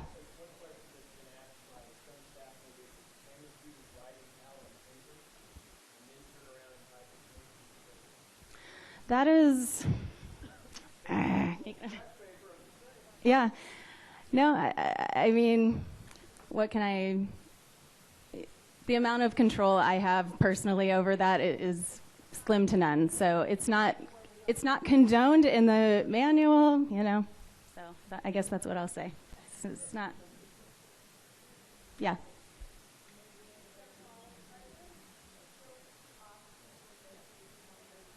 Yes.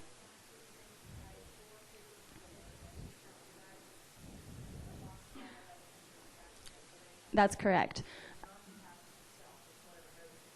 Correct. So the question was clarifying that there are still two options for note-taking during Activity 1, that the student may do that electronically if they prefer to do that, highlighting and using the note-taking tools that are available in KITE, or taking their notes using paper pencil. I've had also a lot of questions about graphic organizers and the use of graphic organizers. Basically anything that the student would ordinarily use in a writing situation in the classroom that's made available in the classroom to them, they are able to use in this task.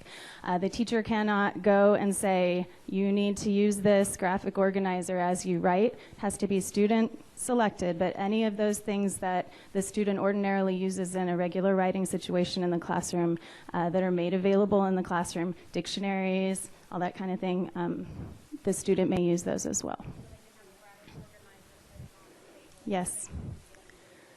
Right. If the graphic organizer is sitting on the table, if there are things around the room that the student can reference as they're writing, yes, that's acceptable. Yeah. Okay. When we were at the conference and Marianne was there for CEP, and she was talking about the MDPP, the question was asked to her about letting them write it beforehand. Part 2, letting them write it on paper.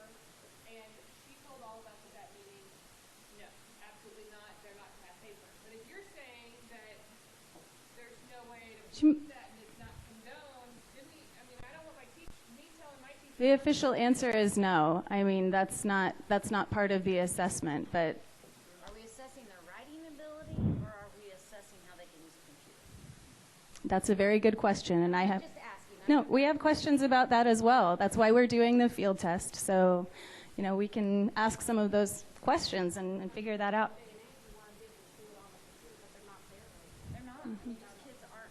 You know, we've got third grade kids in classrooms that are asking to type. Right.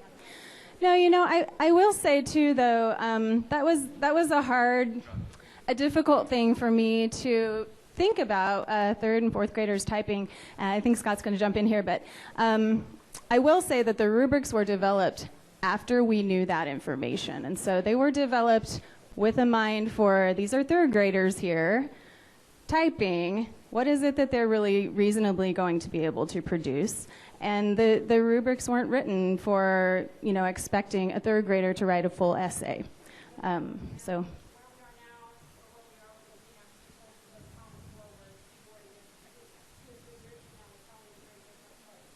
Mm-hmm.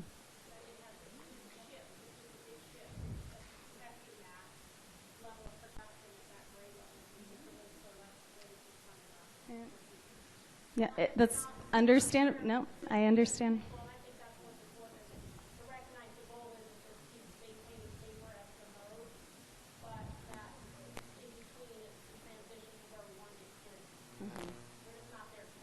Sure, sure. Yeah. Well, that too, yeah.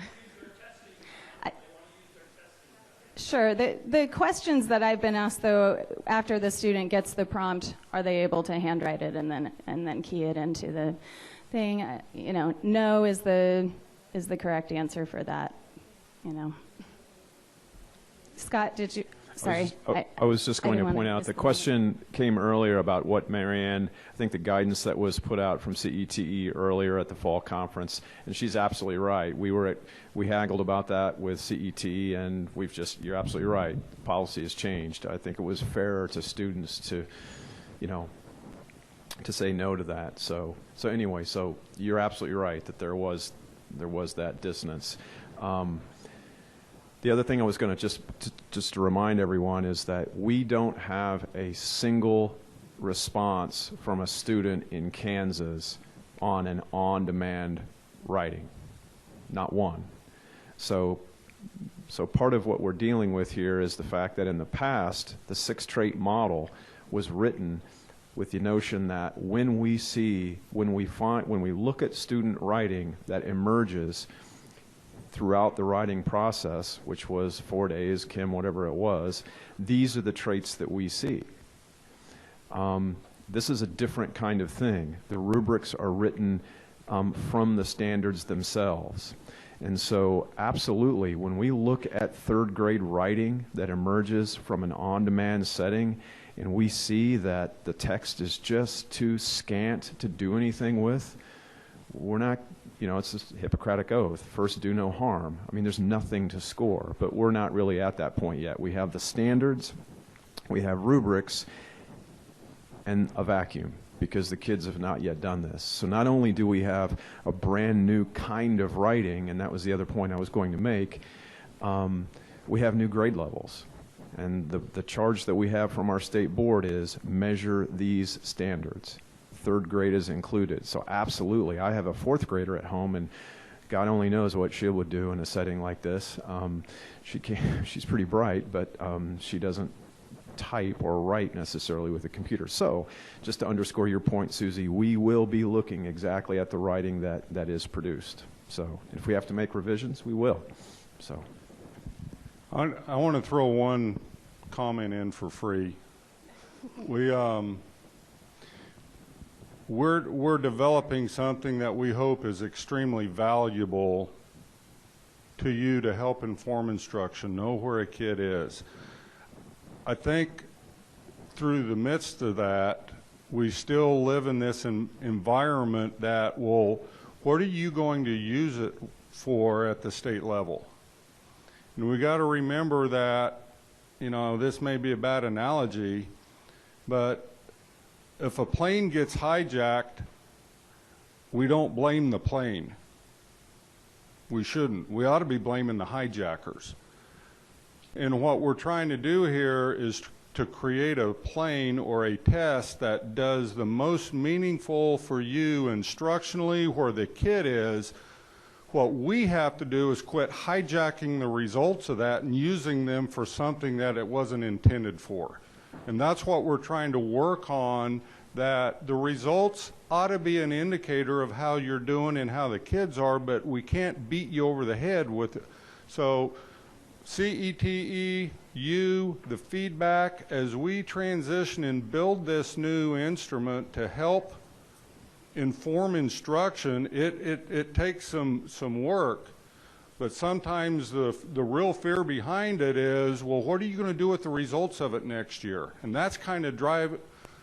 We need to get the product, the assessment, what we want it to be, and focus on that, and we'll try to focus on try not to hijack the results of it. So I don't know if that helps, but we are in the midst of creating something very meaningful and much better than what we had with the old multiple choice test. So that was my bumper sticker. So there you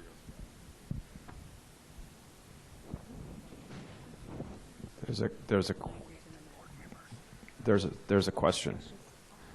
Yes, ma'am, in the red. I apologize if this is coming later, but do you anticipate there being any examples of the math performance task coming out prior to the testing? I'll stand up. I'm Melissa Pratt, I'm a math consultant, and to my understanding at this point in time, there will not be a release of performance tasks prior to the window opening up. We're still writing them, we're still trying to get them going, so this year, it's the field test, so we out and get a sampling of them. What I've been telling teachers is, obviously what I've been telling all of you is stick with the standards. And I've had questions of, should we use Smarter Balance's performance tasks as a model? And what CET has told me is not to use them necessarily as a model because it's a different assessment.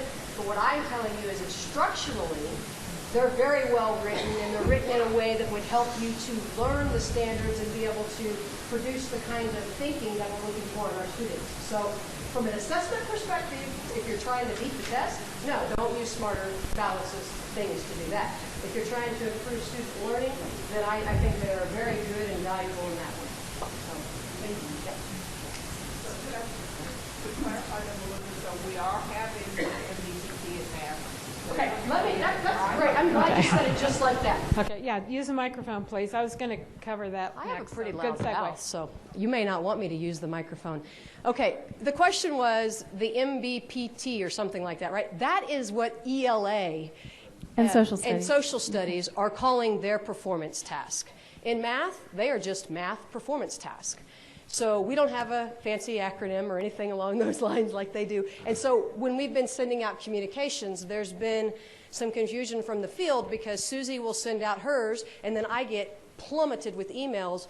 Well, you told us it was this. Well, it is this. That was for those subject areas. So in math, in grades, in the low, except for high school, there will be a performance task that students will be required. The reason there is not one in high school was because of the shift from 11th to 10th grade, and we haven't created those.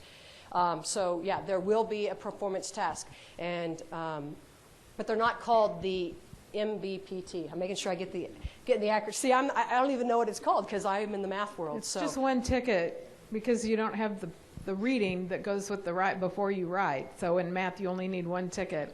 That'll be generated from your math TEST. Yeah. And the other questions I'm getting about that is when can we take it in the series? And you can take the performance task at any point. All your tickets are going to be available at the beginning, and if you want to do the performance task before you even start section 1, you can do that. If you want to do it at the end or in the middle, it doesn't matter. It's totally up to what your individual preferences are. Our math teachers asked me earlier in the week if there was anywhere to go look at some of those, what those performance tasks in math might look like. There aren't any models available. That's unfortunate, but no. But after this year, what I have been told is once the field testing is finished, in subsequent years after that, then they will have sample items available for you to go out and look at and use as models for instruction. Yes? Just like the MBPT, with having the text-to-speech feature allowed for all kids, has there been talk with the math performance task of having text-to-speech allowed for all kids?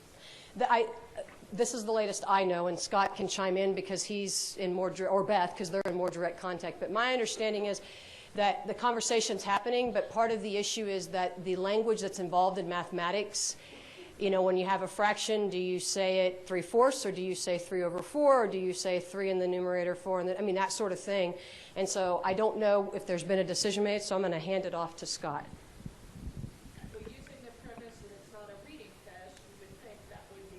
Absolutely. The premise is right on. I mean, we're not violating the construct. It's just, it's a slow process because what we have to do is standard, it's a matter of interpretation. You're reading a foreign language and you have lots of choices. If I look at a radical sign or anything like that, I have lots of choices. And even within those choices, I have choices of inflections. It seems like a serious thing. And if you add to that the fact that students may be used to hearing a teacher use a particular word for a particular, it's the standardization game. How do we help the field understand exactly how we're going forward to decipher the math nomenclature in Kansas, and we just haven't caught up with it yet. So the short answer is no, not now. Everyone, not just Kansas, the entire nation is moving in that direction because you're absolutely right. It's a math test. It's never going to violate the construct, but it can confound the construct incredibly if the language is imprecise, not what the kid is used to, and it's dissimilar from what the teacher uses. So, and there might be a national trend toward one way to do this, and that's the next step. So, Kim, that may be what you were going to say. I don't. And you're talking about universal design, right, for all kids? Because Yes. if they need that accommodation, it's available. There'll be a form. I mean, that you'll request it in the PMP. They have an accommodation. They have an IEP. Right. They'll get that. Okay, Right. but you're right. The She was talking about all students. The universal design is just slower for all forms. Okay. I just was thinking, Yeah. and talk about with the MDPT that, okay, we decided that's not a reading test, it's a writing test, and so we're allowing that for all kids. I'm glad to hear there's been conversation happening about that with Yeah. them. Yeah. We will. We will. And that is our goal, to get there. We just can't this year do it all.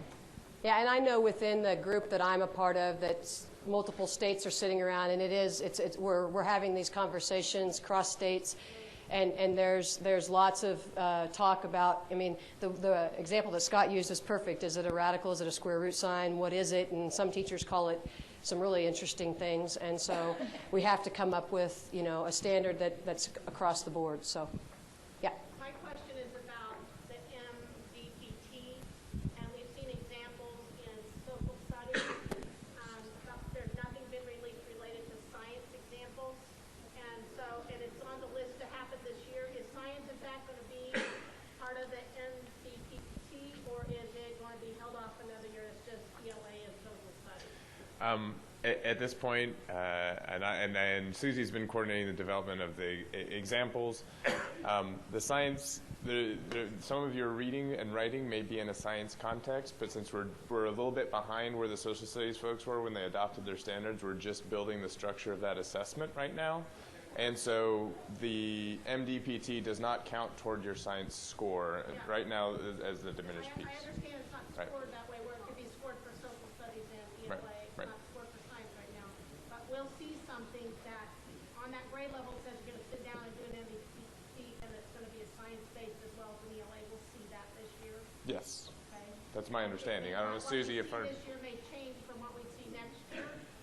what's that? What we see this year may change from what we need to see next year. As we build out the science assessment and figure out how our scores are going to all feed together, there may be at some point we may be able to make that a dual scoring option in the future, but we don't know that at this And we'll point. get differentiated reporting this. So when we sit down to score, if I happen to be at a grade level that has science, we'll just score it for the ELA. Correct. If I happen to be at a grade level that has social studies, we'll be taught to do it for both this year. I'll let the ELA and social studies make people respond to that. The last part of that, I was just thinking, because there are a couple of science topics on the samples, one about the heart, and it's a biology type thing, and then one about men and apes, which is, so there are a couple of them on there. What was the last part of your question? Hmm. When people are at a certain grade level, what they're going to score, the top score. So if you have a science-based one this year, the scoring is going to be different from what it'll be in the future. Scott, yes, right, I understand what you're saying. And we've had some preliminary conversations about that and whether we need to have, to what extent does that training do they need to be trained to score, okay, just this prompt, or just, how is that training going to look? And honestly, I don't know. Scott? I was just going to add that there has been nationally some question, and I don't have an answer to this, so I shouldn't raise it. What exactly is a science prompt? I mean, is it the case that I happen to be reading about apes as opposed to tree houses? Well, I know, but in order for me to be reading science, must I be reading about the Krebs cycle in a textbook or a lab? And I'm not saying either way, I'm just saying that's a question. And I've had questions put to me directly. Well, just because it happens to be about science doesn't make it science reading. So that's for folks to think about and get indigestion later on in the day. But that's out there. No, ma'am. The question was, are we grading anything locally? Again, Susie, is this okay if I? Yes. Okay. Just as a reminder, scoring is not compulsory this year. You We are relying on volunteers and volunteers only, and we are going to take a sample of everything and score it. How we go about, let me back up. How we go about handling next year, we don't know, and that is the honest truth. Because the reality is that in the past, and I think I've said this publicly 2 or 3 times now, in the past we had a $600,000 line item in the CET contract. And that $600,000 went to stipends for teachers who spent a week scoring hard copies. We didn't have contract issues because it was over the summer. And we also didn't have the push for timely feedback. So in that world, we had scores that came out in the fall, and they were the result of human scoring that took place over the summer. And this year, this time around, it's a challenge. We still have the human scoring element involved. We still have other little humans writing, but we have some challenges. It's scheduled. We're used to timely feedback. We don't want to fuss with paper and pencil. And how do we make that work? And teachers are going to be scoring during the school year. So I would not be honest with you if I told you we had this worked out for next year. This year, again, it's a sample. The other reality is, as I said before, we have rubrics that I think are very, very good that were written after the standards. What we don't have at this point is any experience applying those rubrics to actual student writing. So you get a bunch of experienced teachers around a room, and the future is pretty easy to determine. They're going to say, holy smokes, these scores are low. Is it because our expectations are off as they appear in the standards? Is it because instruction hasn't really caught up yet with helping kids cope with this kind of writing? What are we going to do? Should we give it 4 years and allow instruction to catch up and then see that these rubrics are, I see a few heads nodding. This is coming at us. And we know it's going to happen. So we have to allow time to, if needs be, to adjust these rubrics. Or we decide, no, they're absolutely spot on, what they should be. We just need more professional development. I know Susie is moving 100 miles an hour, working in that arena. We have a brand new kind of writing. So folks who have asked, well, should we have time carved out in the district for local scoring? And I always scratch my head and think, well, what exactly would that look like? You've got a bunch of teachers sitting around, say, in the library, staring at computers, right? Because all of these scores are going to be sent out digitally. There are no more hard copies. It's not, at least when I was still in the classroom, you pass these things out and you do fun things with Post-it notes and you pass them back to get a second read. It's just not what we can think about at all. It's a very, very different world. Sorry for talking so much, Susie. Stepped all over your slides. Any other questions?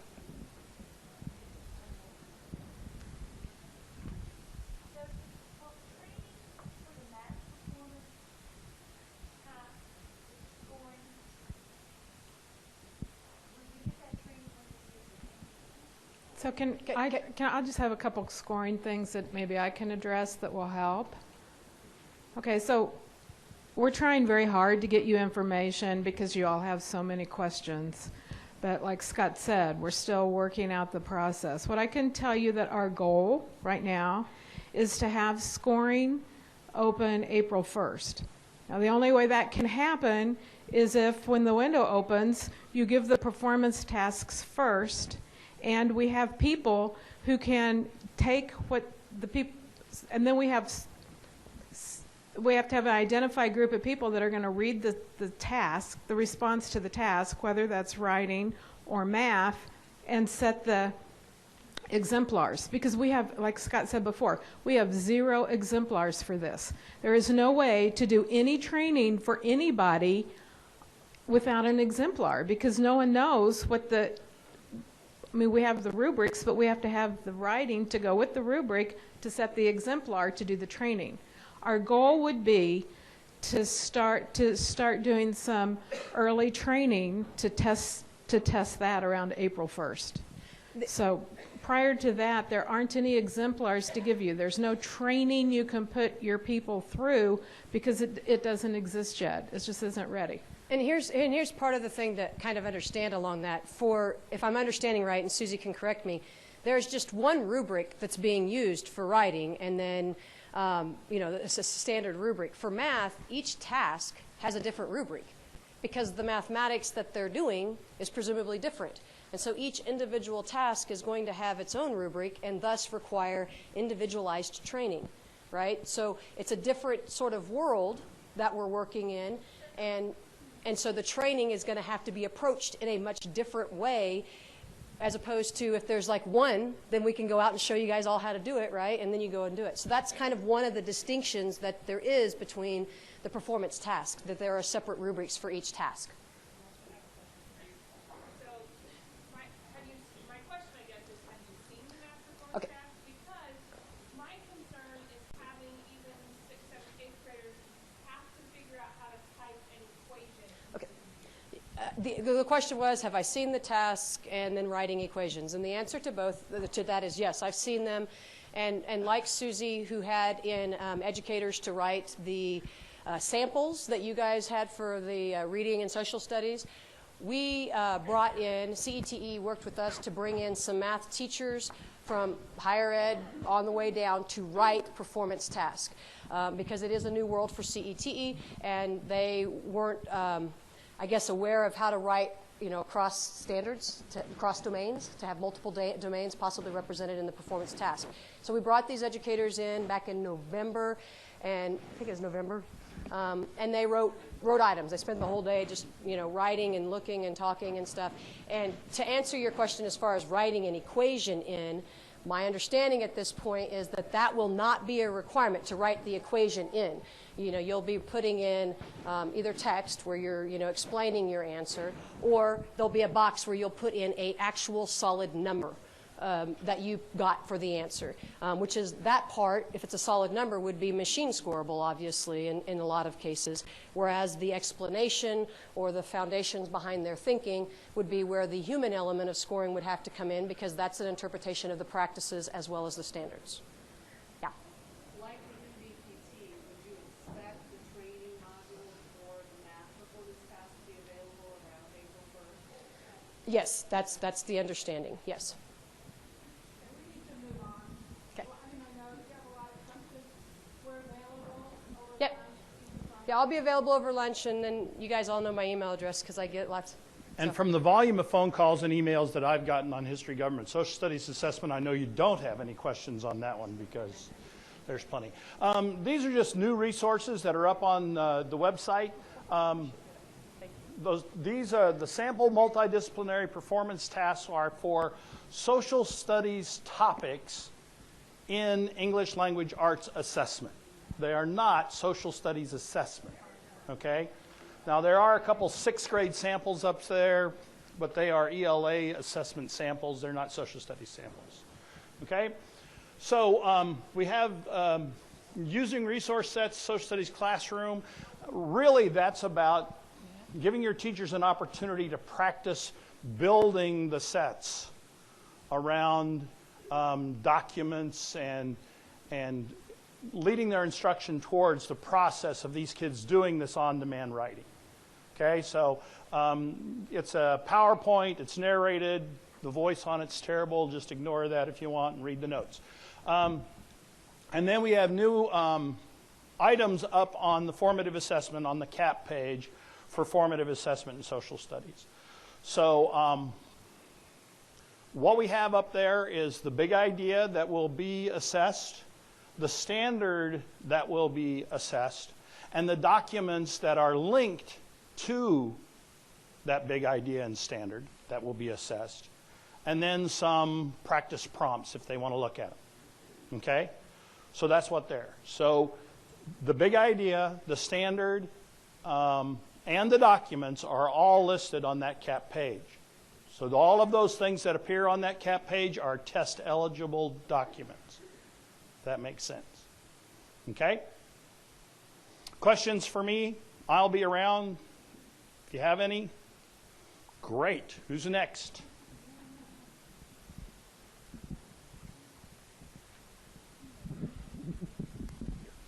Hi, I'm Phyllis Farrer. I'm the World Languages Consultant, and I'm here to report on the English language proficiency assessments. We have two processes running concurrently this year. Neither one of these are incorporated in KITE or CETE. So this is a unique year for all of your English language learner assessments. A reminder that every English language learner in the state, which is now 10% of our population, must take the KELPA, which is the column on the left. And the ELPA 21 is a field test for the test we hope will be in place next year. Next slide. KELPA, the materials were printed with estimated numbers. The large districts were delivered about 2 weeks ago, and the smallest districts, the last mailings went into the mail yesterday. These were estimated numbers, and I do know this morning that I have an overage. If your district needs more, find me during lunch, tell me how many more you need. I'll go pick them up a few blocks away and bring them over here, and you can take them home with you this afternoon. I can have them out here in the lobby for you to take. So my name's Phyllis Fair. Find me if you know that you need some more copies.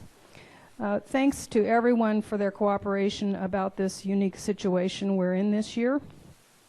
The answer keys and tools are all being sent except for the sound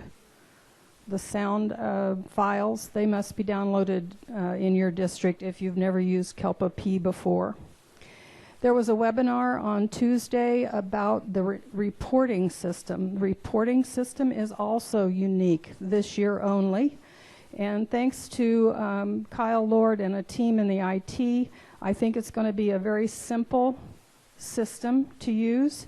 And I did a webinar on Tuesday, and that will be posted probably by the end of today. If not by the end of today, then by Monday, for your directions on how to go to the web application, download a building or an all buildings report, fill in a CSV file with the scores from the KELPA P, and upload it into our system.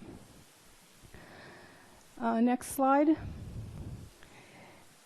Out of our 50,000 English language learners, I'm happy to say that about 35 districts volunteered, about 180 schools, and about 5,400 students will be participating in the field test.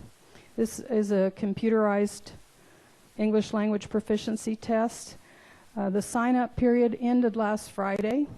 However, no more schools can sign up for the field test, but any school that is already registered for the field test can add more students. And I would encourage anybody who wants to benefit from the testing, especially the younger children. We want to see how they perform on test items. We will have a good test as long as we get enough participation, and we're a little bit lean on the kindergarten, first and second grade, who would be your English language learners are probably the most disadvantaged kids when it comes to state assessment in third grade. So this is a free opportunity to have them do the demo tests, do the actual field test items that are very, very, very much like the KITE testing environment. So if you want more information about, or you want me to convince you to sign up some more kids in your schools, thanks for signing up the students you have. And this can be English language learners, it can be non-English language learners, it can be former English language learners, monitored students. We need as many kids as we can. And finally, it's not on a slide here, but if you're talking about student growth measures, and you are, especially if you have Singleton World Language teachers, I am doing a project working with a couple of large districts and about 24 individual district Singleton World Language teachers, and we have level 1 and level 2 common assessment that you can use. It's on the World Language Assessment webpage called Kansas Benchmark Assessments, and I would love to get more people on board in that project. Workshop that we did in Newton in November got a lot of teachers excited, talking to each other and looking at this new assessment that is a common state assessment developed by teachers for teachers. On the KSDE.org website, go to World Languages, and there's a standards page and an assessments page. And Beth Fultz.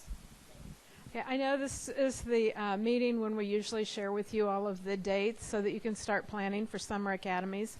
And I just want to let you know that at the agency, we've reworked summer academies to be inclusive of all of the teams within the Learning Services Division. So we'll still have the content focus that some of you had looked for in the past, but we'll be rolling out a lot of other opportunities for professional development this summer too. Right now we're looking at probably having 2 sessions. They've been renamed to Impact Institutes, and as soon as we have dates available and session information, we'll get it out to you. The other thing I want to let you know is that there's also a new opportunity this year that we're extremely excited about. The Keene Group has a conference in July that focuses on math and science education. We'll be in Hutchinson, and our math and science consultants are putting together some great professional development activities for teachers associated with that.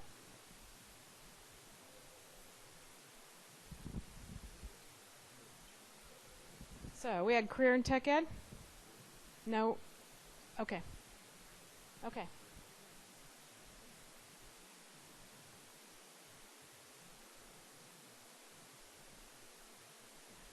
I think what we'll do is just break for lunch, because what I have is going to take a little bit longer, and I've learned a long time ago not to stand in the way of lunch.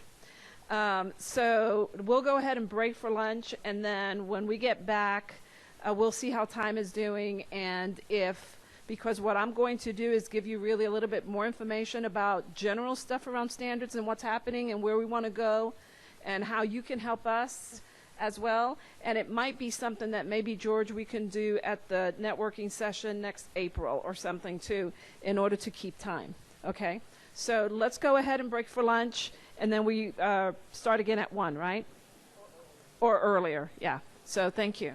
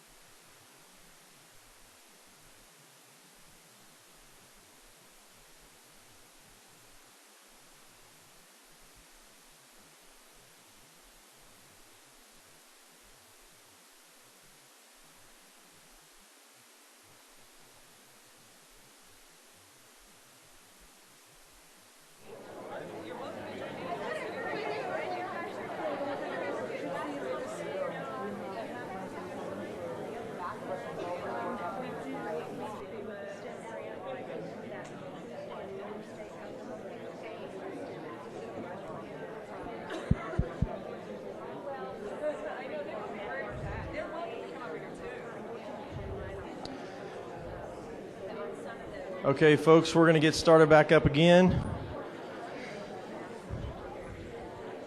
Okay, clap once if you can hear me. Clap twice if you can hear me. Clap 3 times if you can hear me. Clap 4 times. Thank you, thank you, thank you. Now I can go home and tell my wife that they actually applauded today, so I've got that covered. Thank you. I hope you enjoyed lunch. Thanks for sticking around. I'm Jay Scott. I work in vocational education. Man. Career and technical education. Some people shorten it to career technical education. It's career and technical education. Not only technical skills, technical education, but also career planning, career exploration, career technical education. So what I want to talk about is 2 review items and 2 new items. So the first one is a big area of focus that we rolled out in the fall is, and Mr. Dennis alluded to it, that we've got a lot of great things, and we are blessed in Kansas with great educators, great education, and career and technical education is really expanding and increasing across the state of Kansas. We have more and more pathways each year, so that's exciting. But it's not necessarily about the quantity of pathways that you have, but it's also probably more importantly about the quality of that pathway. So we sat down and worked with schools last school year and found out what they needed to really move their pathways towards quality, and many of them are already there. And one of the things we developed was a quality pathway rubric. It's a needs assessment for your pathways. It's on the CTE website. If some of you work in CTE, you're probably familiar with this document. If you don't, if you could pass this on to your CTE coordinator in your district. It's a quality pathway rubric. It's on our website, and it's a good starting point for assessing the current state of your pathways. We found out from schools told us these are the 4 most important parts of a pathway.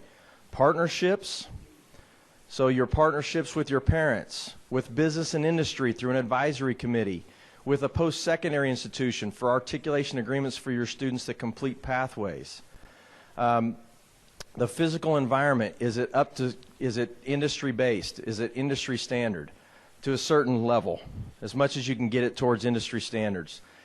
The professional development opportunities for your teacher or teachers of the pathway. And then the instructional strategies utilized by that teacher or teachers in the pathway as they move through, as you progress with the pathway. So what we're asking this year in the pathway application is, and this is a little bit of a change, is one goal, 1 3-year goal. Now you may achieve it in 1 year, 2 year, the 3rd year, but one goal for each of those 4 areas for that pathway that will really drive improvement in that area for that pathway.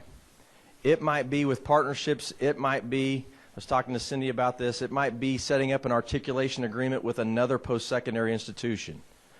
There's a whole variety of goals that schools can come up with.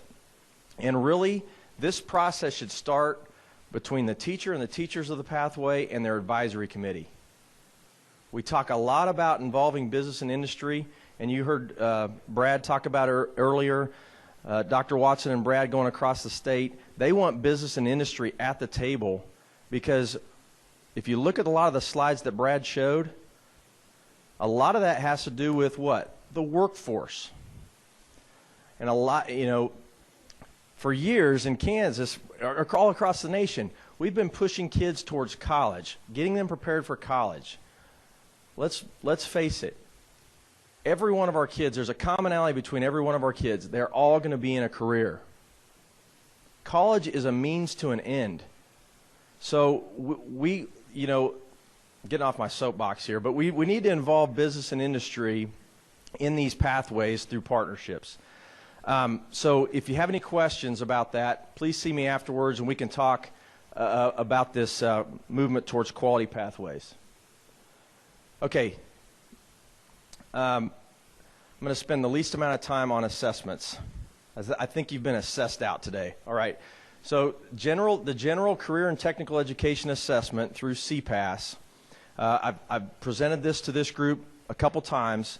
It's a college and career ready assessment. So if you remember back to that slide that Brad had with the footprint, the orange section where there's opportunities for college and career-ready assessments, that's what the general career and technical education assessment is. It's a college and career-ready assessment. It measures academics, not to the level of the state assessments, but it does measure academic foundations, aligned with the Kansas College Career Ready standards. It measures soft skills, teamwork, communication. It measures leadership, and it measures employability. And when I say measures, there are test items actually putting kids in scenarios, and they have to pick the best scenario. These are optional assessments. Not all of your career and tech ed students have to take this assessment. It's optional. It's not a state assessment. We have put out that students that are halfway through a pathway, they're at the technical level, that second course. If they're enrolled in that course or they completed that course, that would be a good time to test them in the general CTE assessment. The testing window is now open, and it goes until the end of May, and you register students for that test just like the state assessments through the system. Any questions on that, on CPAS? Okay. You really want me to be done, I know. Okay. A couple new things. Integration. We've been talking a lot about integration at the state level because we've seen it taking place out in the schools. What integration is as we talk about it in this context, is blending academic and technical courses, the standards for those courses together. Some examples, and again, this is organically coming up out of our schools. So I picked a couple bright spots, and I didn't get everybody, okay? So, and I know that many of you sitting out here, you have integrated courses going on in your school district, and that's wonderful work. And I just want to make a personal comment about it. One of my least favorite classes in high school, geometry, right? And if you went, the reason is so abstract. But if you can apply those principles to a project, I think I would have liked it. So a couple things about that. How many of you, when you talk to your math and science teachers, they say they have a little trouble with getting kids to apply what they're learning? So I think integration, as we move towards that, these are some bright spots that we can look to and learn from. So students in an integrated course or courses combine academic knowledge and technical skills based in a project-based learning environment. So they're applying their academic knowledge with technical skills to a project. Emporia High School, geometry and construction. Now it's how many do you think are enrolled in that, George? A bunch, okay? Geometry and construction. And the last time I checked, I think around 40 students were enrolled in that class. Now it's spread out over 2 class periods. And the math teacher and the construction teacher teach it together. And they use geometry standards and instruction in building a home. It's a great model. It started in Loveland, Colorado, and through the Rigorous Programs of Study grant, brought it to Emporia, and they are seeing some. And the cool thing about it is, they're seeing a lot of kids that normally you would think, okay, they're going to Harvard, they're going on the 4-year track. They are signing up for that course. So, just something to think about. Chemistry and applied biochemistry at Canton Galva High School. And this is really important for those smaller schools where the schedule's really tight. They're teaching those 2 courses during 1 class period. And the kids earn credit for both courses. It can be done. Now, I would say, your school board probably needs to know about it. So because the kids are going to be accelerating, right? They're going to be earning more credit. But are we serious about competency-based education, or are we still stuck with seat time-based education? So, chemistry and applied biochemistry, great model. Hillsborough High School has 22 pathways. We have 36 approved pathways across the state of Kansas for anybody to use or to apply for. Hillsborough has 22. Every one of their teachers, except for one, teaches a CTE course, and they integrate all their standards. Great model. And again, there are more bright spots out there. So just something to think about. Last thing, Brad talked about it before, about college and career readiness. And I think in everybody's mind, we've got a pretty good idea of what does a student look like if they're college ready. I mean, you can pull the numbers out of your head. What do you have to get on the ACT to get into college? We have a pretty good idea of what it means to be college ready. But the waters get a little murky when we start talking about what does it mean to be career ready.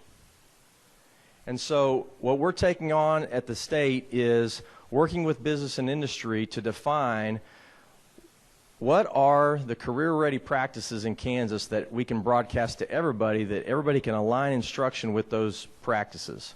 Now, are you going to be able to measure all those things? Maybe not. But a lot of people would say that the things that are non-tested might just be more important than the things that we test. So that's something to think about. And the scary part about this is as we get into this, I'm finding out that I'm not career ready now. You were supposed to laugh at that. Okay, I'm not career ready. So thank you for not laughing. That was nice. But there are some, and Brad had some, I'm being redundant a little bit with Brad, but indicators of career readiness. Do all of your students have an individual plan of study based on their career interests, so that they're not sitting in geometry because they want to go to a four-year college? They're sitting in geometry because they show aptitudes to be an engineer, and they need that course for their career.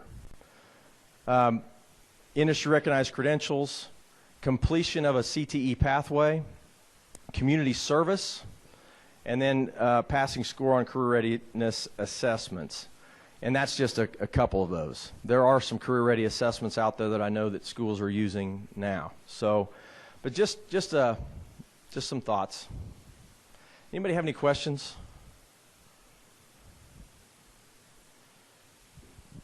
Okay. Jeanette, you're up. Thank you. Oh. Wait.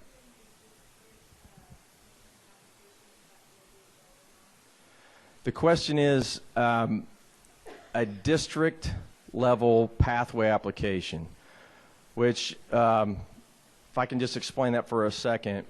Wichita Public Schools, they have 10 high schools. Let's say that 8 of those high schools have a construction pathway that are the exact same construction pathway in each of those 8 schools. They still have to, well, before this year, they had to submit 8 separate pathway applications. So we decided to combine that.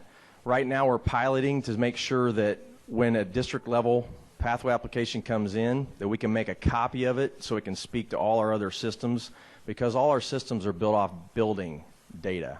So we want to make sure there's we can make a copy, and we're piloting it with 3 districts right now.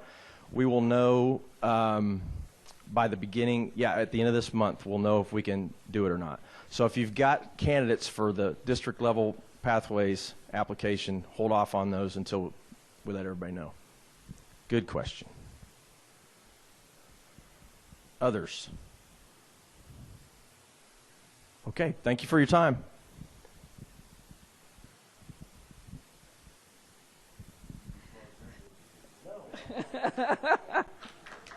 Let's give him an applause. Okay, great. Well, yes. I wanted to just give you a brief update of some of the things that the standards group from the Career Standards and Assessment Services team is doing and what's coming up. So for those who don't know me, I'm Jeanette Nobo, and I am the Assistant Director for Standards in the Career Standards and Assessment Services team. That's a mouthful. Okay, so early on this year, I've been around for a very long time, so many of you probably do know me. And I think during this time with Common Core, and I'll use the term Common Core and standards, emphasis on standards and people just being against the standards and all that, I mean, this is sort of unprecedented in terms of that. And so we've had to go ahead and take a look a little bit differently, really, in terms of how we do our stuff. In Kansas, we've been doing standards since 1990. So it's really not new for us, and we've been revising, but we've never really thought of it as something that we had to put that much emphasis in, more like this is our day-to-day work. And so now we're finding that we need to be a little bit more careful about what we do and how we do it, and provide better communication about it. Not that we didn't provide communication, but increase the communication, et cetera. So we have been working with a company called the Education Delivery Institute to provide us with some assistance in developing a plan of action on how we can go a little bit deeper in terms of the implementation and also avoid some of those pitfalls that we had previously done. So this group came together back in July and did what's called a capacity review with us. And they took information from superintendents, service centers, legislators, state board, teachers, principals, whoever they could get a hold of when they came here personally. And they did focus groups, as well as sent out a survey to the field. And some of you might have participated in that at that time or not. And then they took that information and they said, here are the areas of strength. Here are your areas of weakness. We found 3 areas of what was red, which were more weakness in the area, and that was communication, feedback loops, and professional learning around principles. So with that in mind, we went ahead and decided that what we needed to do was develop an action plan to really get our work done and do it well. So we have been working on that, and part of that is feedback loops is not providing you with information from our gut or just the hearsay stuff, but use tangible data, surprising, right, to really make some decisions. And so what I wanted to do today with you was to briefly get just a quick poll to find out a few questions. We're going to do a bigger survey to the field later on that's going to have for principals, superintendents, teachers, et cetera. And we're also going to be doing some focus sessions with principals in April. I'm hoping maybe, George, at your next networking session, that maybe we can do some focused discussion on professional learning around standards, what can happen, where we need to go. So that we can then develop a 3 to 5 year plan around professional learning that has some continuity in terms of where we're going. Because we do want it to be good professional learning and not just here's one thing, here's another thing, here's another thing. We know that there's still information and awareness that needs to go out there, but there's also some deeper understanding of issues that need to take place, and one-shot deals will never cover that. So with that, what I'm going to ask you to do right now is, if you can, I don't know how the bandwidth is here, so anyone that feels very comfortable in terms of using your own data or your MiFis or whatever you might have, we would appreciate it, so that we can then do this poll. And that's the information of where to access it. So if you have a computer, you want to go to pollev.com/TM785. And if you are using your cell phone, you can text the information to TM785, or text TM785 to the number 22333. Okay. Once you join, then text your message. So I'm going to have you do that now while you're doing that. And as you're doing that, I'm just going to give you some information of things that are coming up. One is the library media standards are in the process of being revised. And so we will be looking for volunteers, practicing professionals in the area of library media who would like to be part of the standards committee for the revision of the library media and information management standards. If you're interested, Jackie Lakin is our library media information technology person, and she's going to be sending something out as well. So you can just let her know, or if you have a library media person that you would like to have participate, just let her know. The other thing is, because of what we have been doing with the Common Core and everything that has been happening around the state, as you know, in Kansas, our standards are called Kansas College and Career Ready Standards. And our standards are Kansas College Career Ready in mathematics, in ELA, in science, in history government, in counseling, in PE. That is the title of our standards, okay? So what we want to do, because mathematics in ELA was adopted by the board in 2010, we are in the process right now. It will need to go for revision again in the next year or so.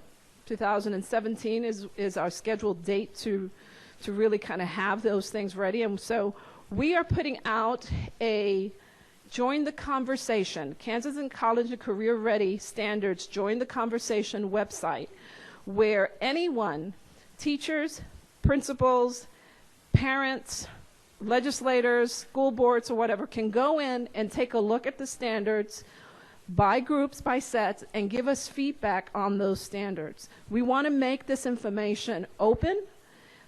We want it to be, make sure that when things happen at the legislature, we can actually say, hey, here's the feedback that we've received. You can also go in and take a look at that and provide us your feedback as well. And so they'll be receiving some of this information as well. It will be up and ready, and we'll send an email out through the listserv by the middle of February. Right now, our standards folks are going in, and they're taking a look to see and make sure that the standards are coming up in the way that they need to. But once that is done and we have the go, it's a matter of just hitting the button to let it go out to the field. So that is another piece that we are doing as well. How many of you are up and running on the site? Are we ready for those that, okay. So we're going to start right now. Those are everybody that's ready there. This is the information. The first question is, would you like to distinguish between, we would like you to distinguish between rural, suburban, and urban organization. What is your school or district zip code or district zip code? Please just mark it once. Those are people that are responding to that. Yeah. So we're going to just let it go a while so that people can end up responding and we can have that information. Well, one of the things that we're going to do, we don't have a lot of time to discuss these questions. So once we are done with the poll, we will put it together and we will ship it out through the listserv so that you can see how everything came out. And then again, at next April, I think it's the next meeting, we'll have the information and share and discuss it further. Has everybody responded here right now? Yes? Okay, we're going to go to the next question.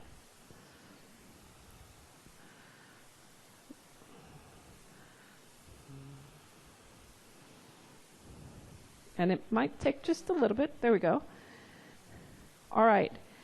What has been your organization's main resource for learning how to teach the Kansas College and Career Ready Standards?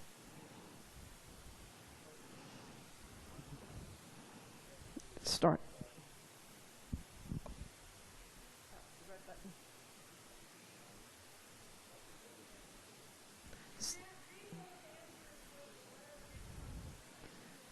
Okay. So the first one is KSDE Summer Academies. Service Centers are B. Individual Study is C. Teachers in Collaborative Study and Practice Groups is D. Professional Association Conferences and Workshops is E.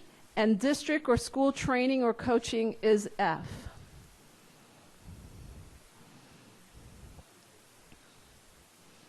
And as you can see, the numbers switch as people go in and respond. So it will also give you an idea of how within the state, at least from this group, how is it going, how are things happening?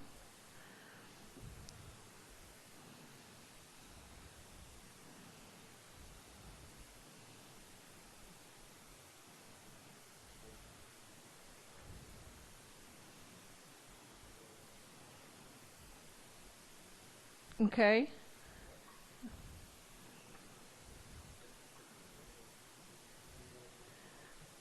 Okay, so right now what it tells us is district or school training or coaching is the primary from the group that's here. So the next question.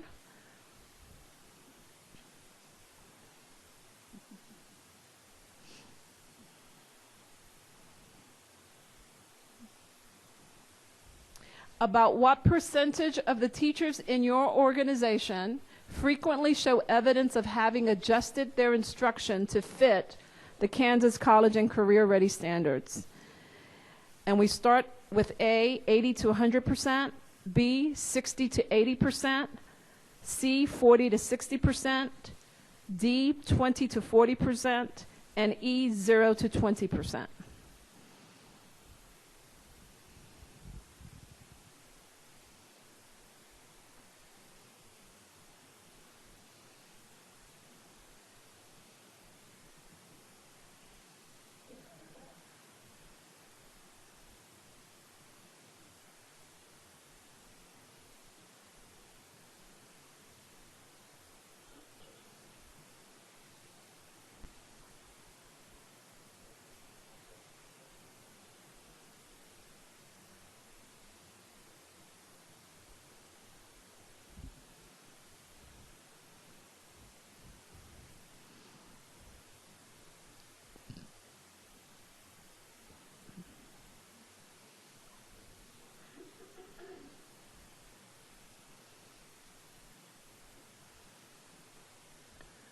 Okay, so right now about 60 to 80%.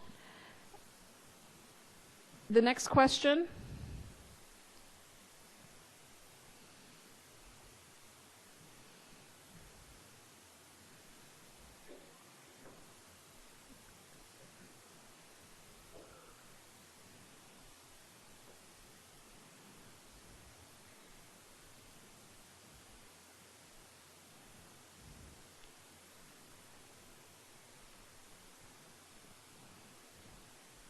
Okay, to better support the training of teachers to the Kansas College and Career Ready standards, what is the single most important resource that KSDE could offer the field?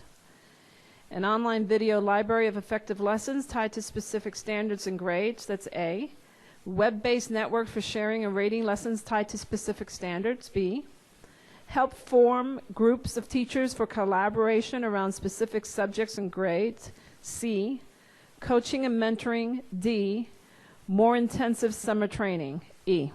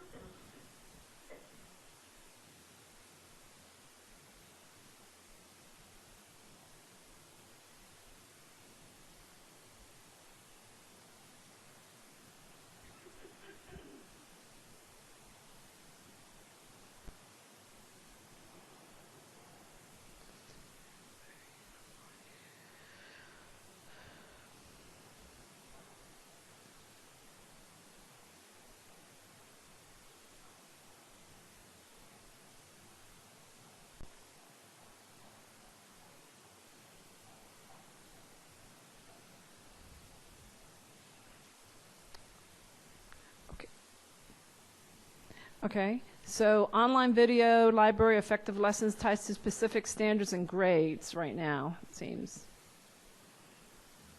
We're going to go to the next question.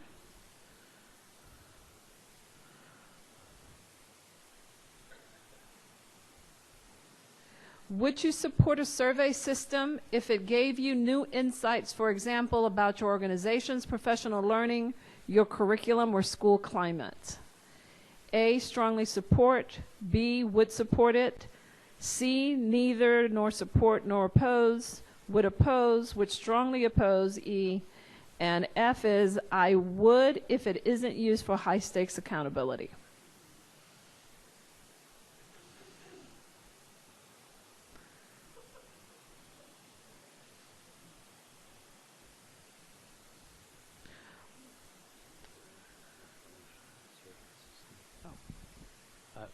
I heard asking about survey system.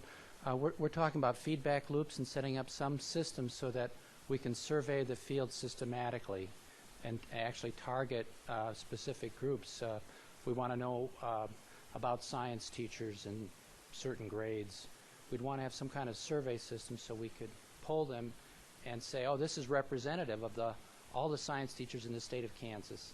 So we're talking about setting up feedback loops. Right now it's around professional learning, but we can see other applications.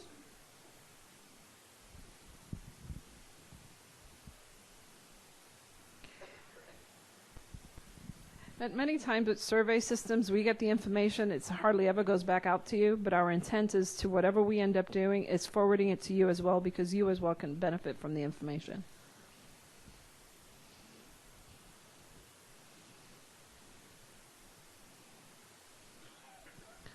Okay, I think that's been pretty much the number responding. Okay, I think we only have about two, probably a 3.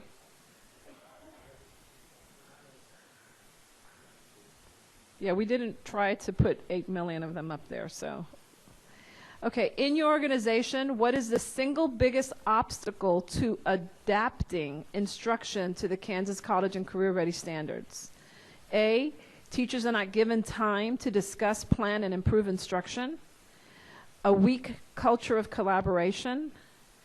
Lack of principal support. The board and community do not support the Kansas College Career Ready standards. Lack of resources, lack of coaching, mentoring, and/or training is F.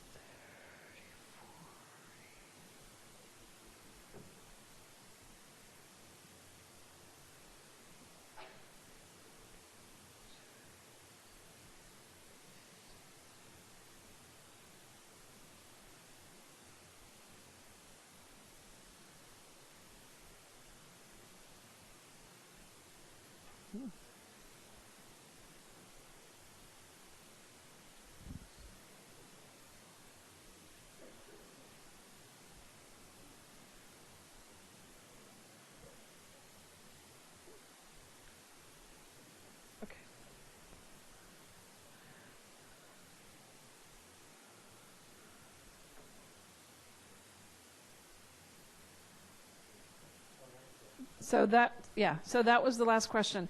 We appreciate your time. It's going to give us some information. I know it doesn't really appear like, well, you know, how many questions and what we can do, but we're going to be taking this information along with some other information that we're gathering, both at the department as well as with the field, and then sort of come back to you with that. Brad mentioned earlier that some group was looking at another acronym, and he had said it was like SAC. Those were his words, not mine, in terms of that. But we are also looking at developing a standards advisory committee. We have found that, you know, assessment has it. All these groups end up having it, but we have never really had an advisory group. Now, each of the content areas have had when they're developing standards and assessments and things like that, but never have we had one at the state level that would provide us with feedback and help us really target the field and give you more timely information. So we're going to be working on that, and if you are interested, email me, let me know, because I'm going to be collecting a list. Okay, so that's all I have, and I'm going to leave you with Bill. So thank you.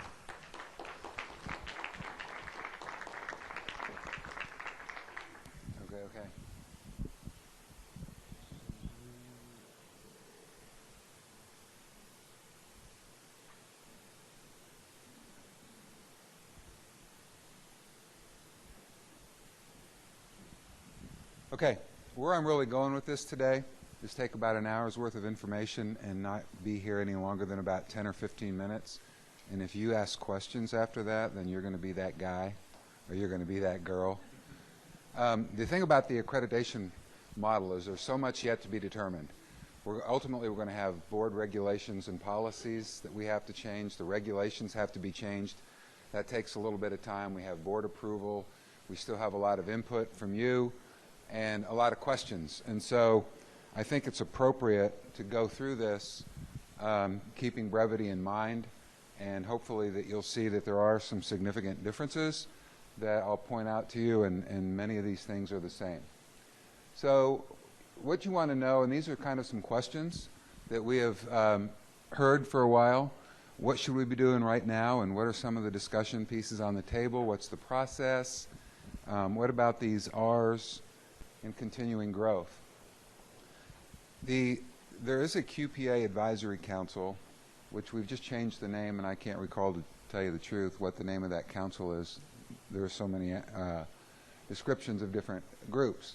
But they're meeting regularly. We meet quarterly, and we've actually had a few additional meetings to talk about what it is that Kansas school districts want to see in an accreditation process.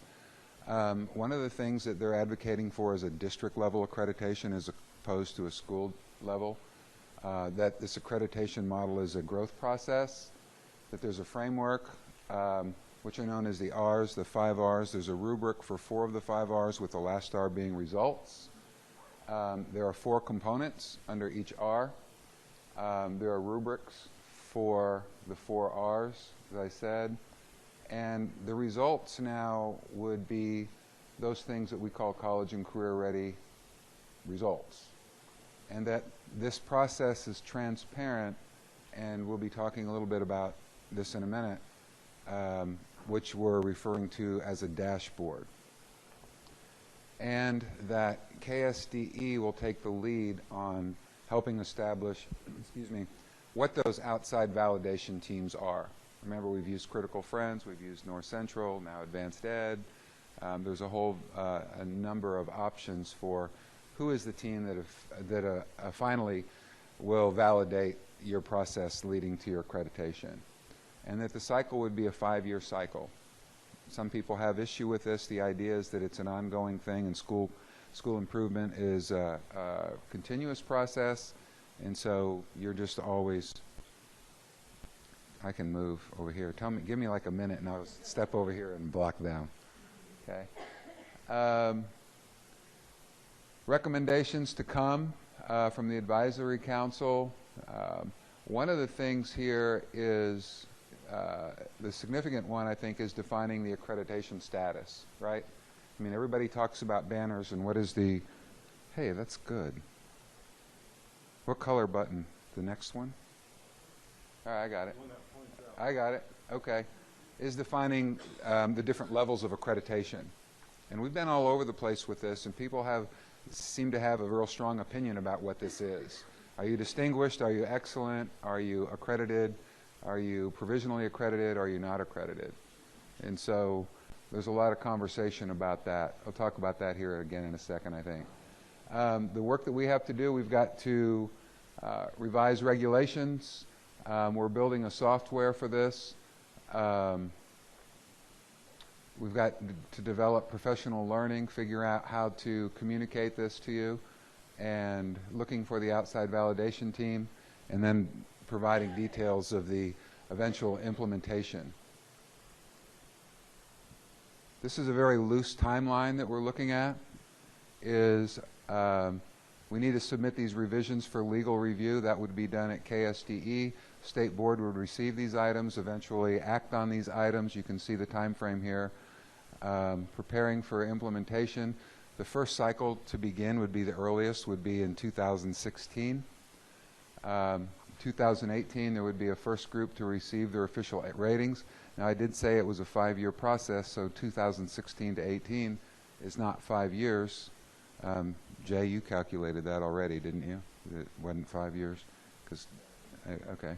And then Group 2 would receive their official rating. We'll get to that here in a minute. This is really the big question. Well, what are we going to do now? We are all accredited, currently conditionally accredited, where you were when we kind of got into this transition period. So what can you do now? Basically continue what you're doing. We have KLN schools, title schools, teams with school districts that are heavy into the school improvement. I mean, all of these different initiatives, developing strategic plans. It is our belief as we're putting this together that all the things that you already do will fall under the auspices of this new accreditation model. So we don't want people to go out and think that you're going to start over or that which you're doing now doesn't fit, because it needs to fit. You can take a look at the rubrics. They're all posted if you go to ksde.org. Under A for accreditation, go to the web page. You can see all that information there. You can start looking at those rubrics. Begin reviewing those. See what they mean to you in your groups, in your professional learning activities. Just start taking a look at those. How does this impact us and how does this affect us? Begin self-assessing. If you already have some other system of assessment or self-assessment, we're not asking you to understand that we're going to develop a new template right now for you to have to fill it out and start over some new work. You have a pretty good idea of where you are in your improvement process already. You guys knew I couldn't.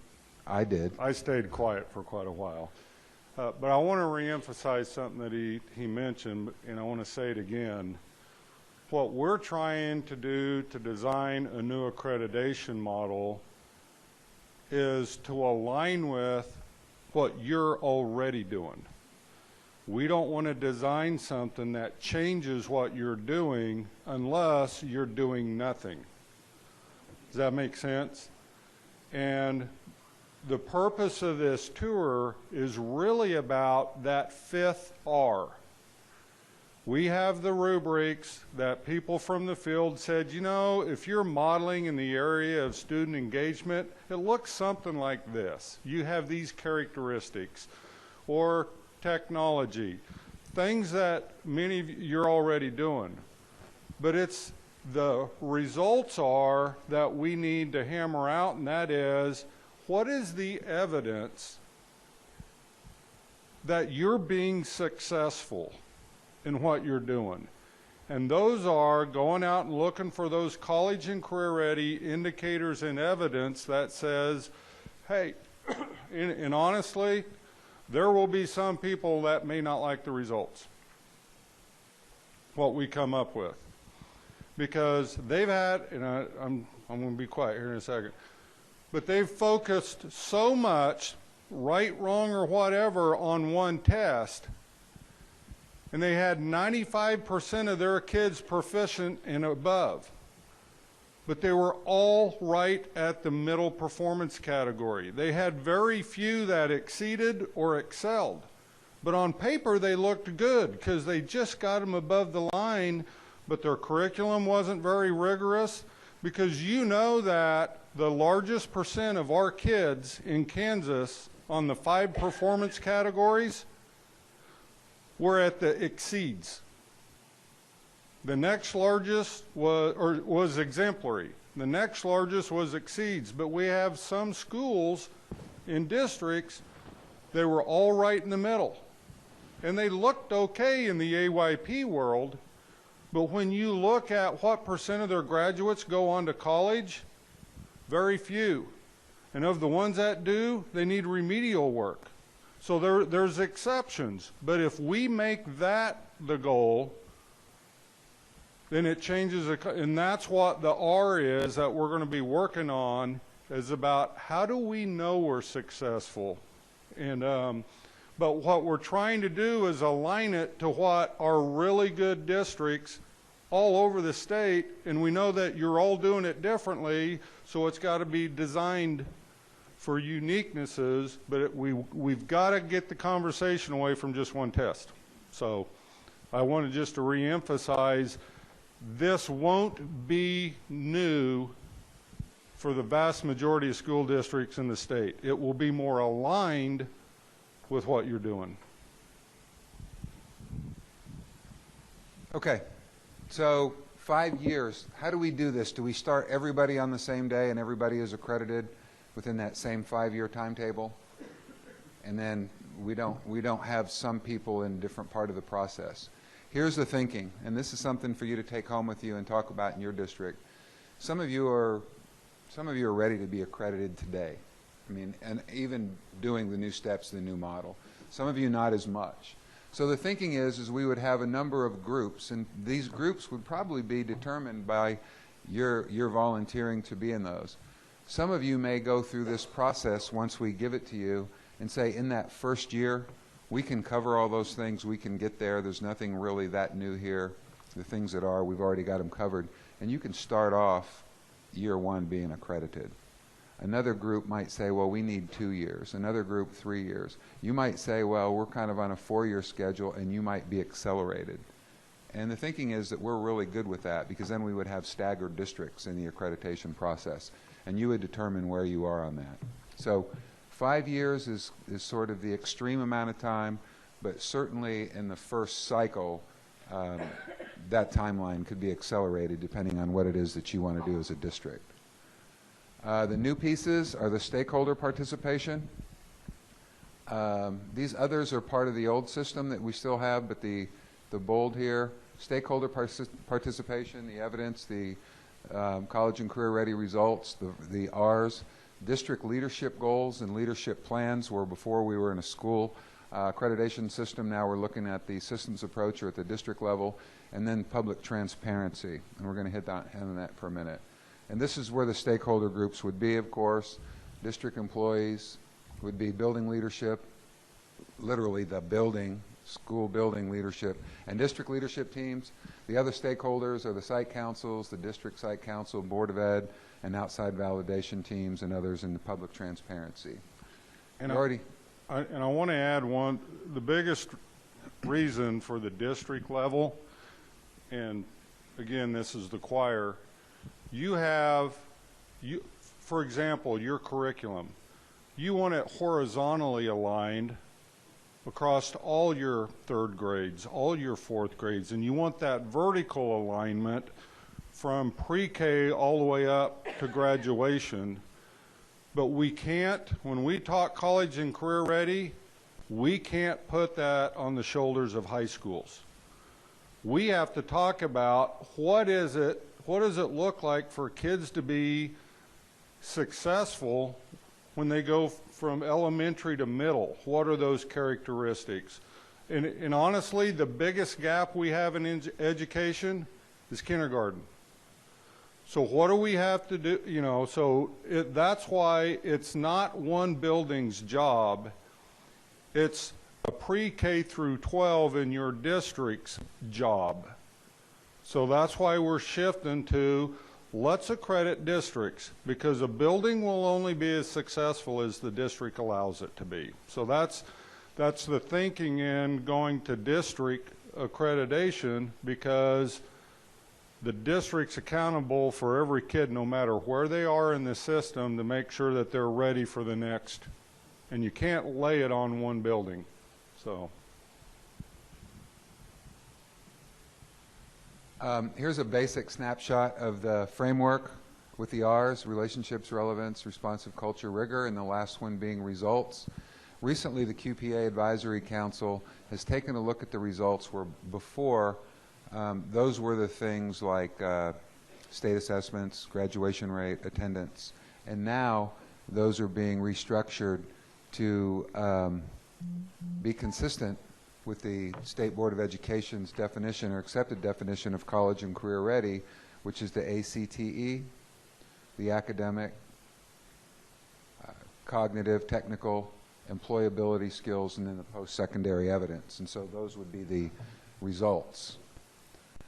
The difference at the district the district level is the layer of accountability and active participation of local boards of education, and this whole idea of transparency.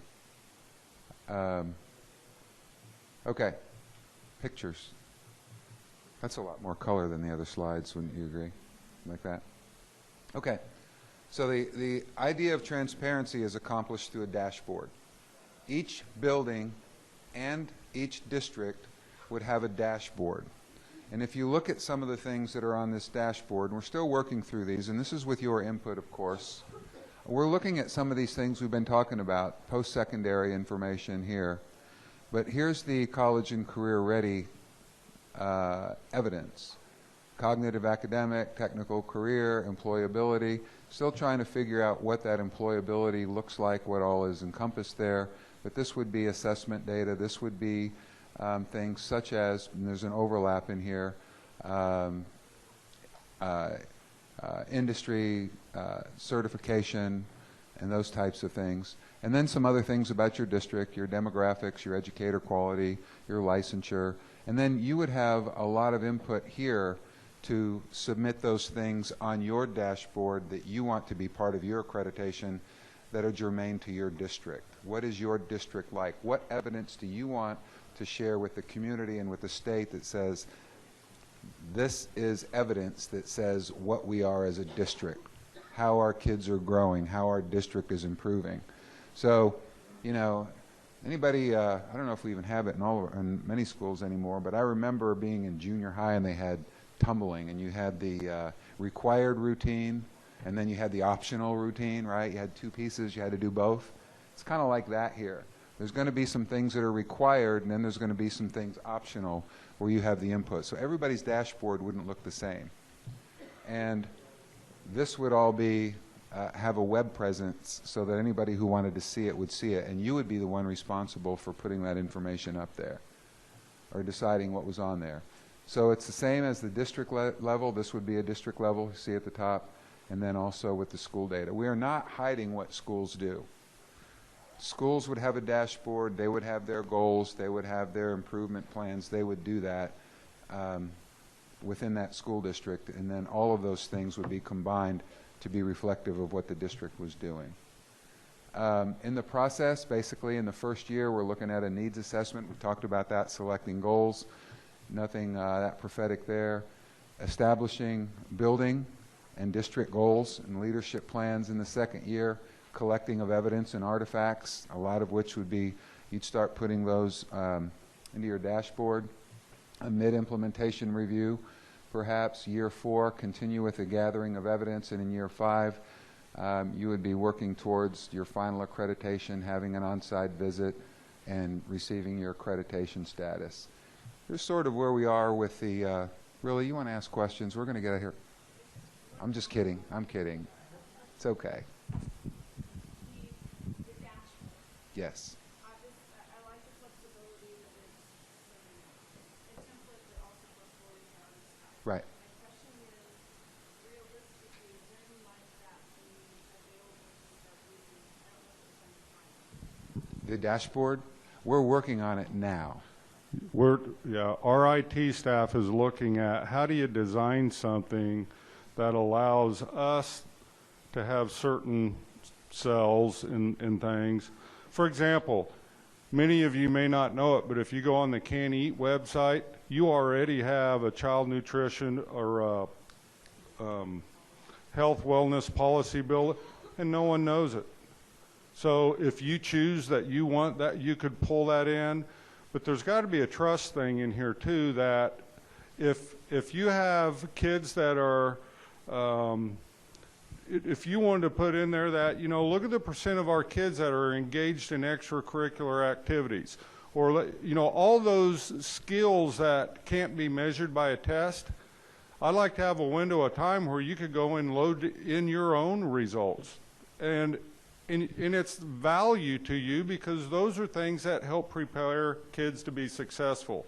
So, but we're trying to design it right now. A lot of states are going to this approach, so hopefully it'll be sooner than later.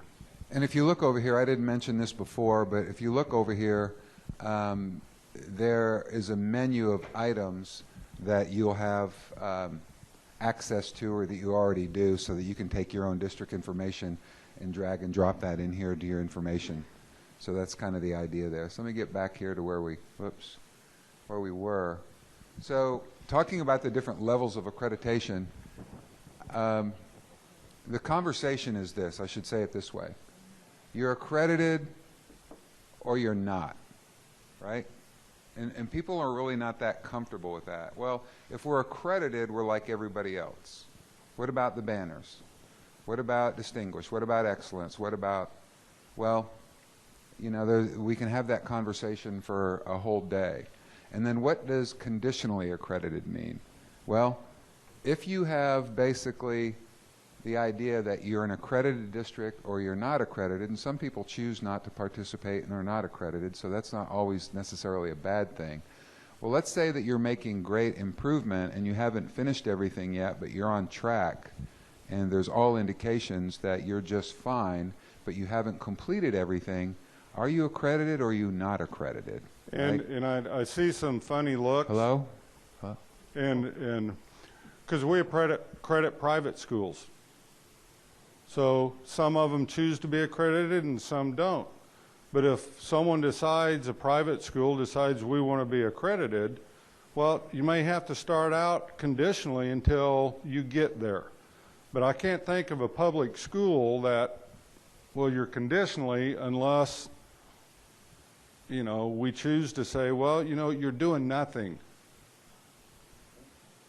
Well, do you get the same accreditation as someone that's just blown the lid off of it? So that's just the conversation around it. Is there something in there? And I can't, honestly, I can't think of a school that's doing nothing. But you have to build it in there for the scenarios. So that's kind of what we're, I think most people, though, the big controversy over labels is some people like banners and some people don't. So my thoughts are, it's a dashboard. Put your own banners on there.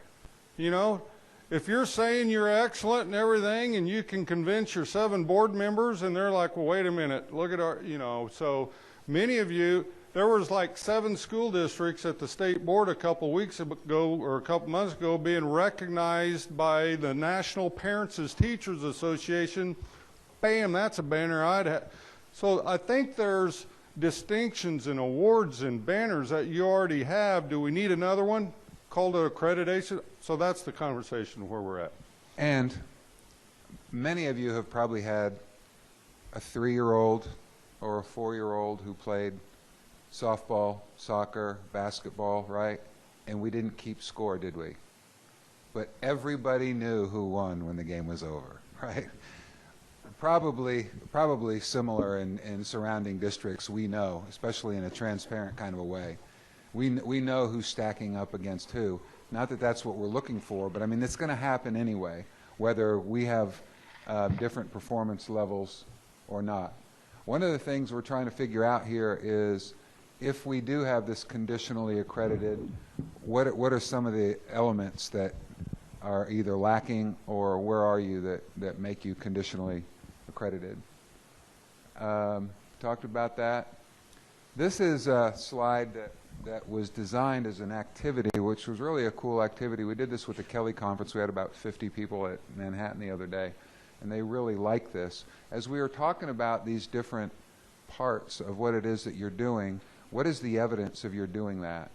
You know, there are evidence, and there's predictors, and there are others, and there's post-secondary. That's another conversation, and Brad will undoubtedly be leading us through that, because this was kind of he's taken the lead on this, and that's where we're getting this from.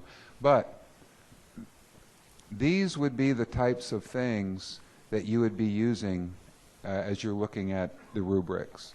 And one of the things that we envision in the rubrics is to give you go to a rubric, and it has a description of what this rubric is about and the quality or level where you are, whether you're transitioning or implementing or modeling.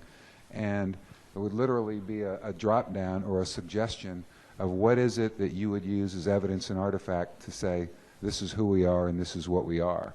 So this goes back to not asking.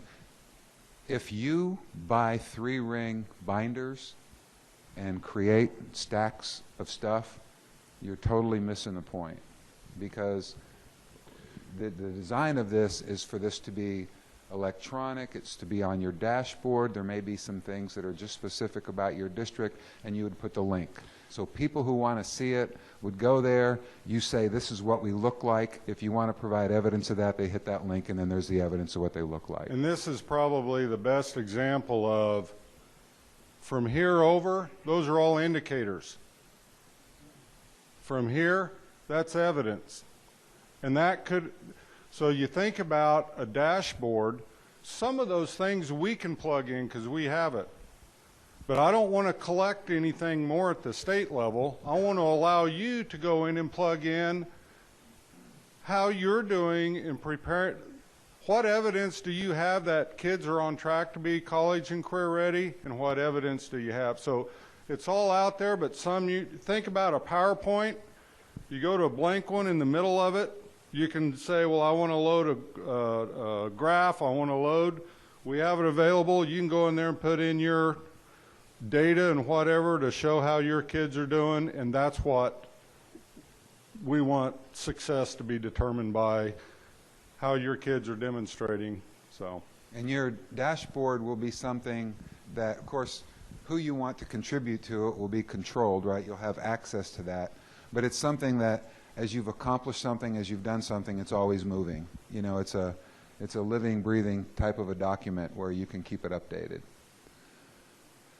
This is what I already said when I started off with, right? So as you recognize that I already talked about these, means the end is near. So start talking about the rubrics, if you choose to, and this issue of inter-rater agreement. What do those things mean to you? And begin self-assessing, trying to figure out where you are. And start thinking about that transparency piece and what you might be including in your dashboard. And for some reason, I've tried not to. I've started really monotone here this afternoon. It's after lunch. It's almost 2 o'clock. It's really exciting information. It's Friday. You're standing close to me. Standing close to Brad. How much better can it get than that? Yeah. Okay, now if you guys would just applaud a little bit louder than you did for Jay, then I'll stop. If not, I'm going to start over.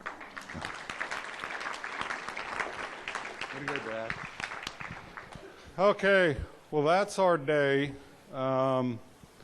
I don't want anybody to get punched, but I will take any questions that you guys have or anything that you need from us.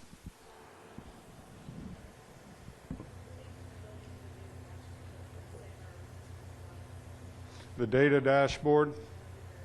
You know, honestly, it's you guys, like I'm sitting on a tailgate again, guys. You are doing amazing things, and I get sick and tired when I hear people say you're not doing your job or you're not doing anything and bashing education, because all they look at is one thing, and you blew the lid off of it. But you know, you have a story to share with your communities, your parents,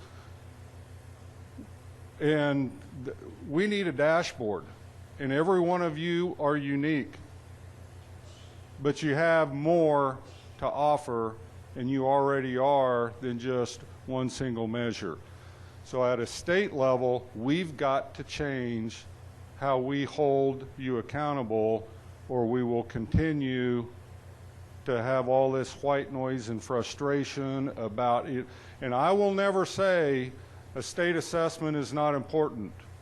It is. It's how we use the results of it that impeded our progress. So you need it for instructional and know where a kid is. And we can reduce that footprint to know what we need, but allow you to still have a large footprint if you so choose for the right reasons. So anything else? Hey, it's not snowing out, so that's a good thing. So thanks for coming. I know it's a long day, but I told Randy last night, you know what? We don't even have a superintendent's advisory council. Isn't that crazy? They come around and we sit there and we throw stuff at them for about an hour and a half about Ebola and buses and stuff. So we're going to try and create one that just superintendents to spend a day getting, like we do with you. They're always like, well, you give the curriculum directors more attention, you give up. Well, it's your meeting. So, and you asked for this years ago. So we're going to try and do the same thing. So anyway, for all the superintendents in here, I was just kidding. But no, we are going to try and do something with but everybody's busy. So thank you, drive home safely, and let us know what we can do. Anything else? Teresa? Nothing? Next meeting in April.